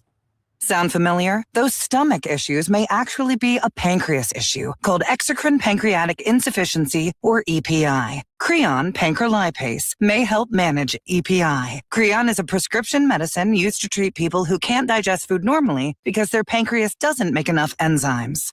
Creon may increase your chance of fibrosing colonopathy, a rare bowel disorder. Tell your doctor if you have a history of intestinal blockage or scarring or thickening of your bowel wall, if you are allergic to pork, or if you have gout, kidney problems, or worsening of painful swollen joints. Call your doctor if you have any unusual or severe gastrointestinal symptoms or allergic reactions. Take Creon as directed by your doctor and always with food. Do not chew capsules as this may cause mouth irritation. Other side effects may include blood sugar changes, gas, dizziness, sore throat, and cough. These are not all the side effects of Creon. Call 800-633-9110 or visit creoninfo.com to learn more. That's CREONinfo.com. I'm asking my doctor about EPI and if Creon could help. Hey guys, it's us, the Jonas Brothers. I'm Joe. I'm Kevin. And I'm Nick. And guess what? We created our own podcast called Hey Jonas. We invented a podcast? Well, we didn't invent it. We We just We're contributed the to it. first people to do podcasts. We get to ask other people questions because we're sick and tired of being asked questions. Well, sick and tired is a strong way to put it, but, Tired and sick. tired and sick. Listen to Hey Jonas on America's #1 podcast network, iHeart. Follow Hey Jonas and start listening on the free iHeartRadio app today. Find your iHeartRadio everywhere. There are hundreds of ways to experience iHeartRadio at home and on the go, beyond the iPhone and Android app and at iHeartRadio.com. Here's another way to connect to iHeartRadio. Apple CarPlay. Our iOS app comes alive in your car's dashboard with a seamless way to play your favorite music, radio stations, and podcasts. Developed with driver safety in mind, the Apple CarPlay interface was built for simple navigation and to limit driver distraction while making sure you can still access all your favorite content from iHeartRadio. No need to download another app. Just plug or pair your iPhone with your dash, and if CarPlay is available in your vehicle, iHeartRadio will sync automatically. iHeartRadio, everywhere you want to listen, including in your car through Apple CarPlay. Check it out for free now. iHeartRadio, anywhere you want to listen, iHeartRadio is there. Coach Sark here, back to the Craig Way Show on your home for the Longhorns, 1300 The Zone.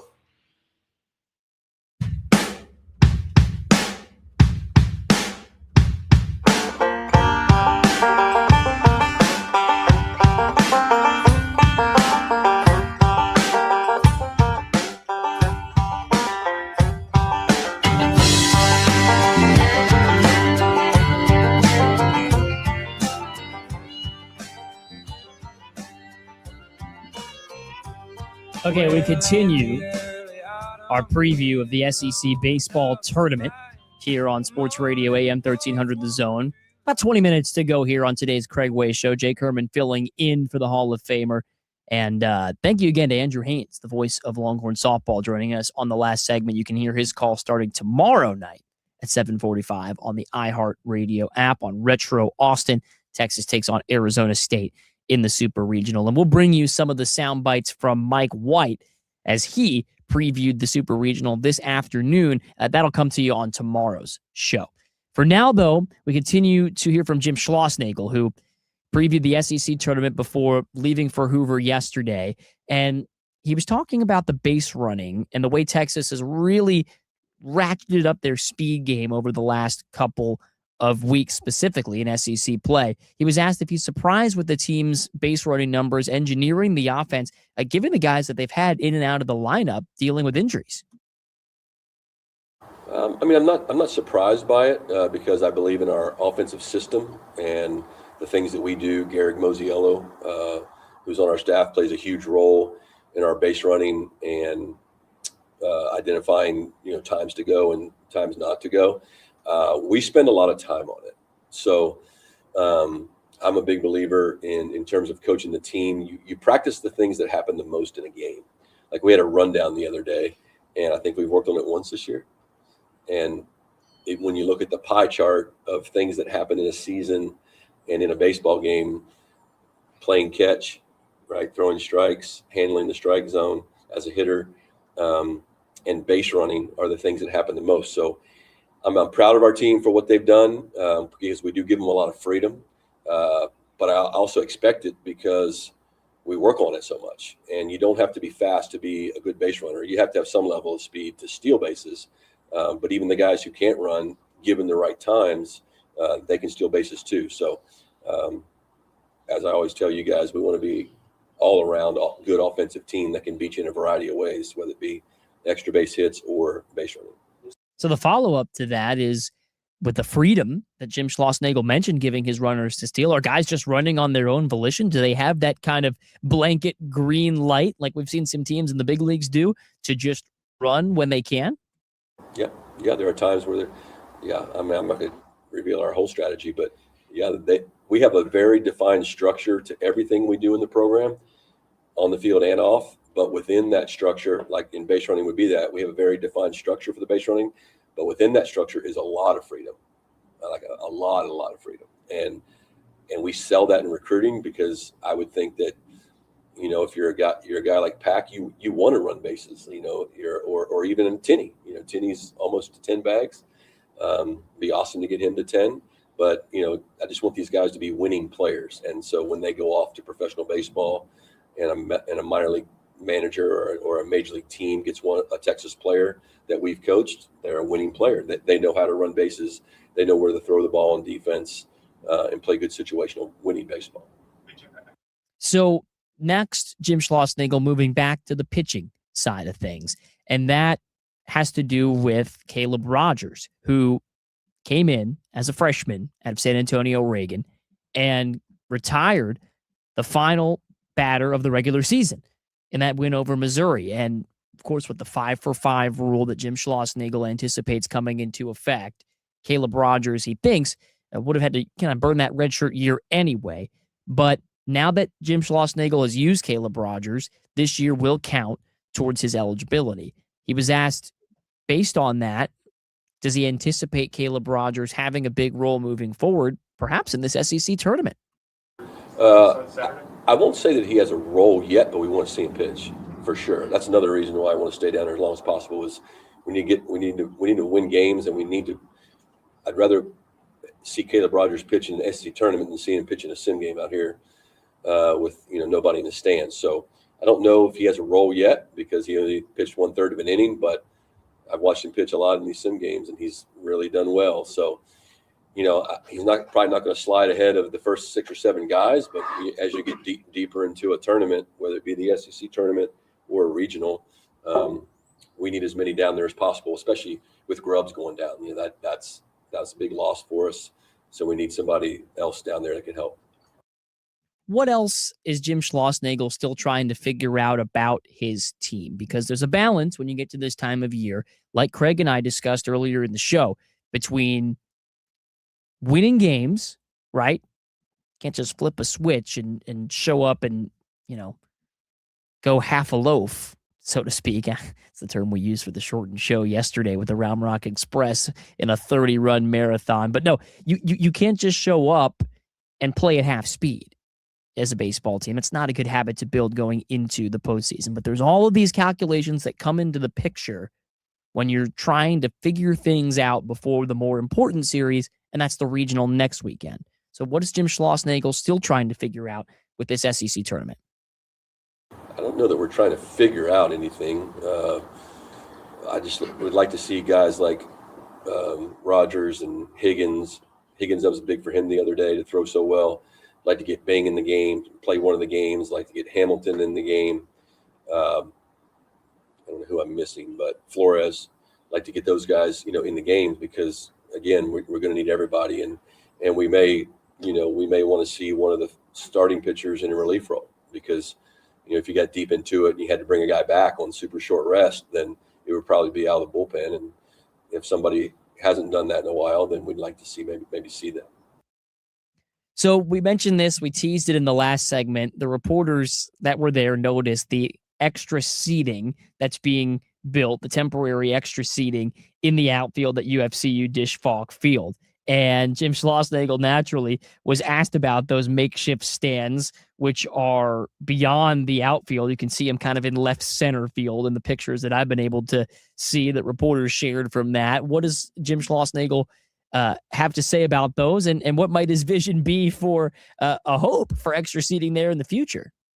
Yeah, I think what they're building there is a kind of a party deck type thing that'll be sponsored by someone, and then I don't know if they're selling the whole thing as like you can buy it for each individual game or buy it for the day, or you can buy individual seats. But I think it's a great little precursor for what over the course of time, what I would love to see out there, which is I'd like to see some level of seating or walkway or just a way to get, more people in the outfield, and I know Chris Del Conte, wants the same thing. We have some limitations with the streets and space, but I think it's a good precursor to maybe gauge interest from people and see what they think. But I love it. Drew Martin, who is one of our associate athletic directors, it's kind of his baby, and he's done a great job with it. I've seen the mock-ups of what it's going to look like, and so super excited about it. Yeah, it could help out with that home cooking. Okay, want to bring you this from Jim Schlossnagle before we hit to our final break, and that is an update from earlier this afternoon out in Hoover, actually at the practice field at Samford University in Birmingham. Roger Wallace, who will be on the call alongside Craig Way for the SEC tournament, got a chance to catch up with Schloss and talk about his starting pitching plan for tomorrow and how it is preparing for Arkansas now that Texas knows its opponent. Day preparation. I mean, certainly, we're able to, now that we know who they're pitching, Dietz is an outstanding pitcher, big arm, lefty, potential first-round pick. So more of the same in the SEC, but we'll do as much as we can preparing for him. But Arkansas has got a great team. They're super physical. You got to be able to make pitches and try and stay away from big innings and big swings. But you also got to know that you can make a good pitch and they can hit it out of the ballpark. Any Dave Van Horn team is going to be super well coached and run bases and play defense, and that's why he's a legend in our game. When you have guys that are either nicked up or maybe just not 100%, you want to win a tournament. There's bigger prizes down the road. How do you kind of balance all that?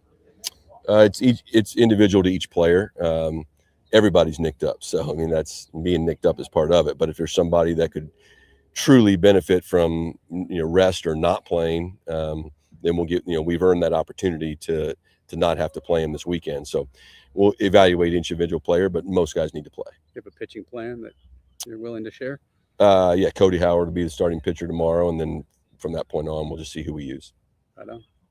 And we'll see if that next line of pitching might include Dylan Volantis, or if the Longhorns decide to wait and hold him for perhaps another day, or perhaps in the regional tournament instead. On the text line, CPAL said, hey, I missed the softball segments. When will Thomas Jones and Andrew Haynes be posted on the site? Or I think you might have meant the iHeartRadio app, wherever you get your podcast. The answer, shortly after the show, every day, we bring you the podcast version for those who might have missed it. Heading down the home stretch, we've got one last break here on the show. You're listening on Sports Radio AM 1300 The Zone and the iHeartRadio app. Baseball season is here, and the Round Rock Express are ready to take the field. Hear all the action right here on 1300 The Zone. Whether you're at home or on the road, stay connected with Round Rock Express Baseball live on 1300 The Zone.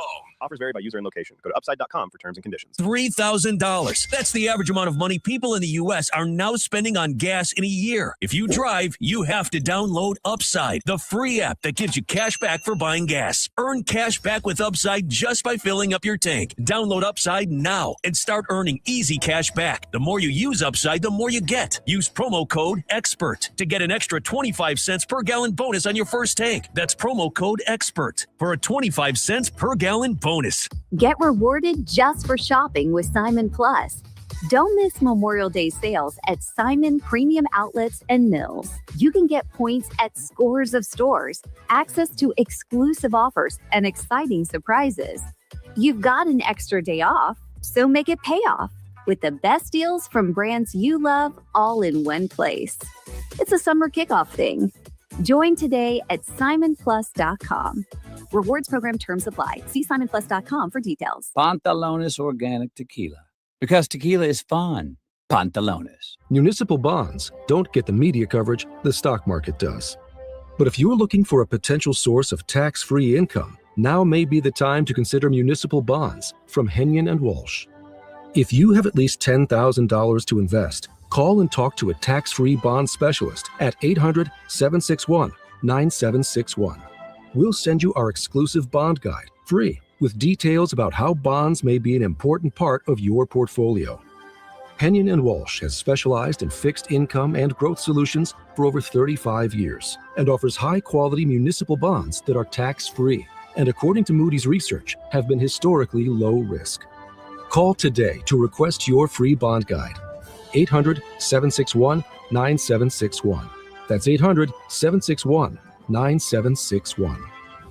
Investing involves risk, including the possible loss of principal. Income may be subject to state, local, or federal alternative minimum tax. Securities offered by Henning & Walsh, Inc., member FINRA, SIPC. For over 25 years, BetOnline has been one of the most trusted names in online casino gaming. From the hottest slots and massive jackpots to all your favorite live table games, blackjack, poker, and more. Whatever your game, BetOnline Casino puts it all right at your fingertips. After your first deposit, unlock exclusive VIP rewards, level up bonuses, and cash boosts. Enjoy the freedom of online gaming where the action moves with you and every moment is yours. BetOnline. Bet on. It's time to warm up that scoreboard and get ready to bring home the win with Specs. Specs has you covered with lower prices on all your favorite fan fuel. From craft beer, rare spirits, and world-class wine to chips, dips, and gourmet finer foods. And with same-day delivery when you order online or through the app, Specs is your MVP for the biggest score of the game. At Specs, the fun starts here. Here's to you, shout cheers to savings. iHeart is America's #1 podcast network. Open the free iHeart app and explore podcasts like this. 1971. It was a simpler time, a groovy time. Soul Train had just started chugging along. Everyone had a lava lamp for some reason. Weeble started to wobble, but as we all know, they don't fall down. It's really something. But it wasn't all Weebles and bell-bottoms. There was also the Vietnam War and a growing nationwide movement protesting it. Look behind you. See the thousands marching today. Across the country, people were speaking up, and the more they did, the more they learned about the hidden underbelly of the most powerful law enforcement agency in the land.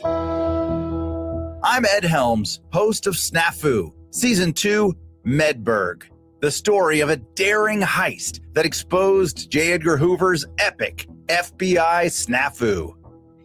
Hear the incredible true story that almost got buried. I was told that it might not be published the next day or might not be published ever. As told by the ordinary citizens who took extraordinary measures. Getting caught was virtually inevitable. To expose J. Edgar Hoover's secret FBI. Many of the techniques were clearly illegal, but justified in the interest of national security. If it meant some risks that were involved, well, that's what citizens sometimes have to do. Listen on America's #1 podcast network, iHeart. Open your free iHeart app and listen now. Sports Radio 1300 The Zone, your home for the Horns.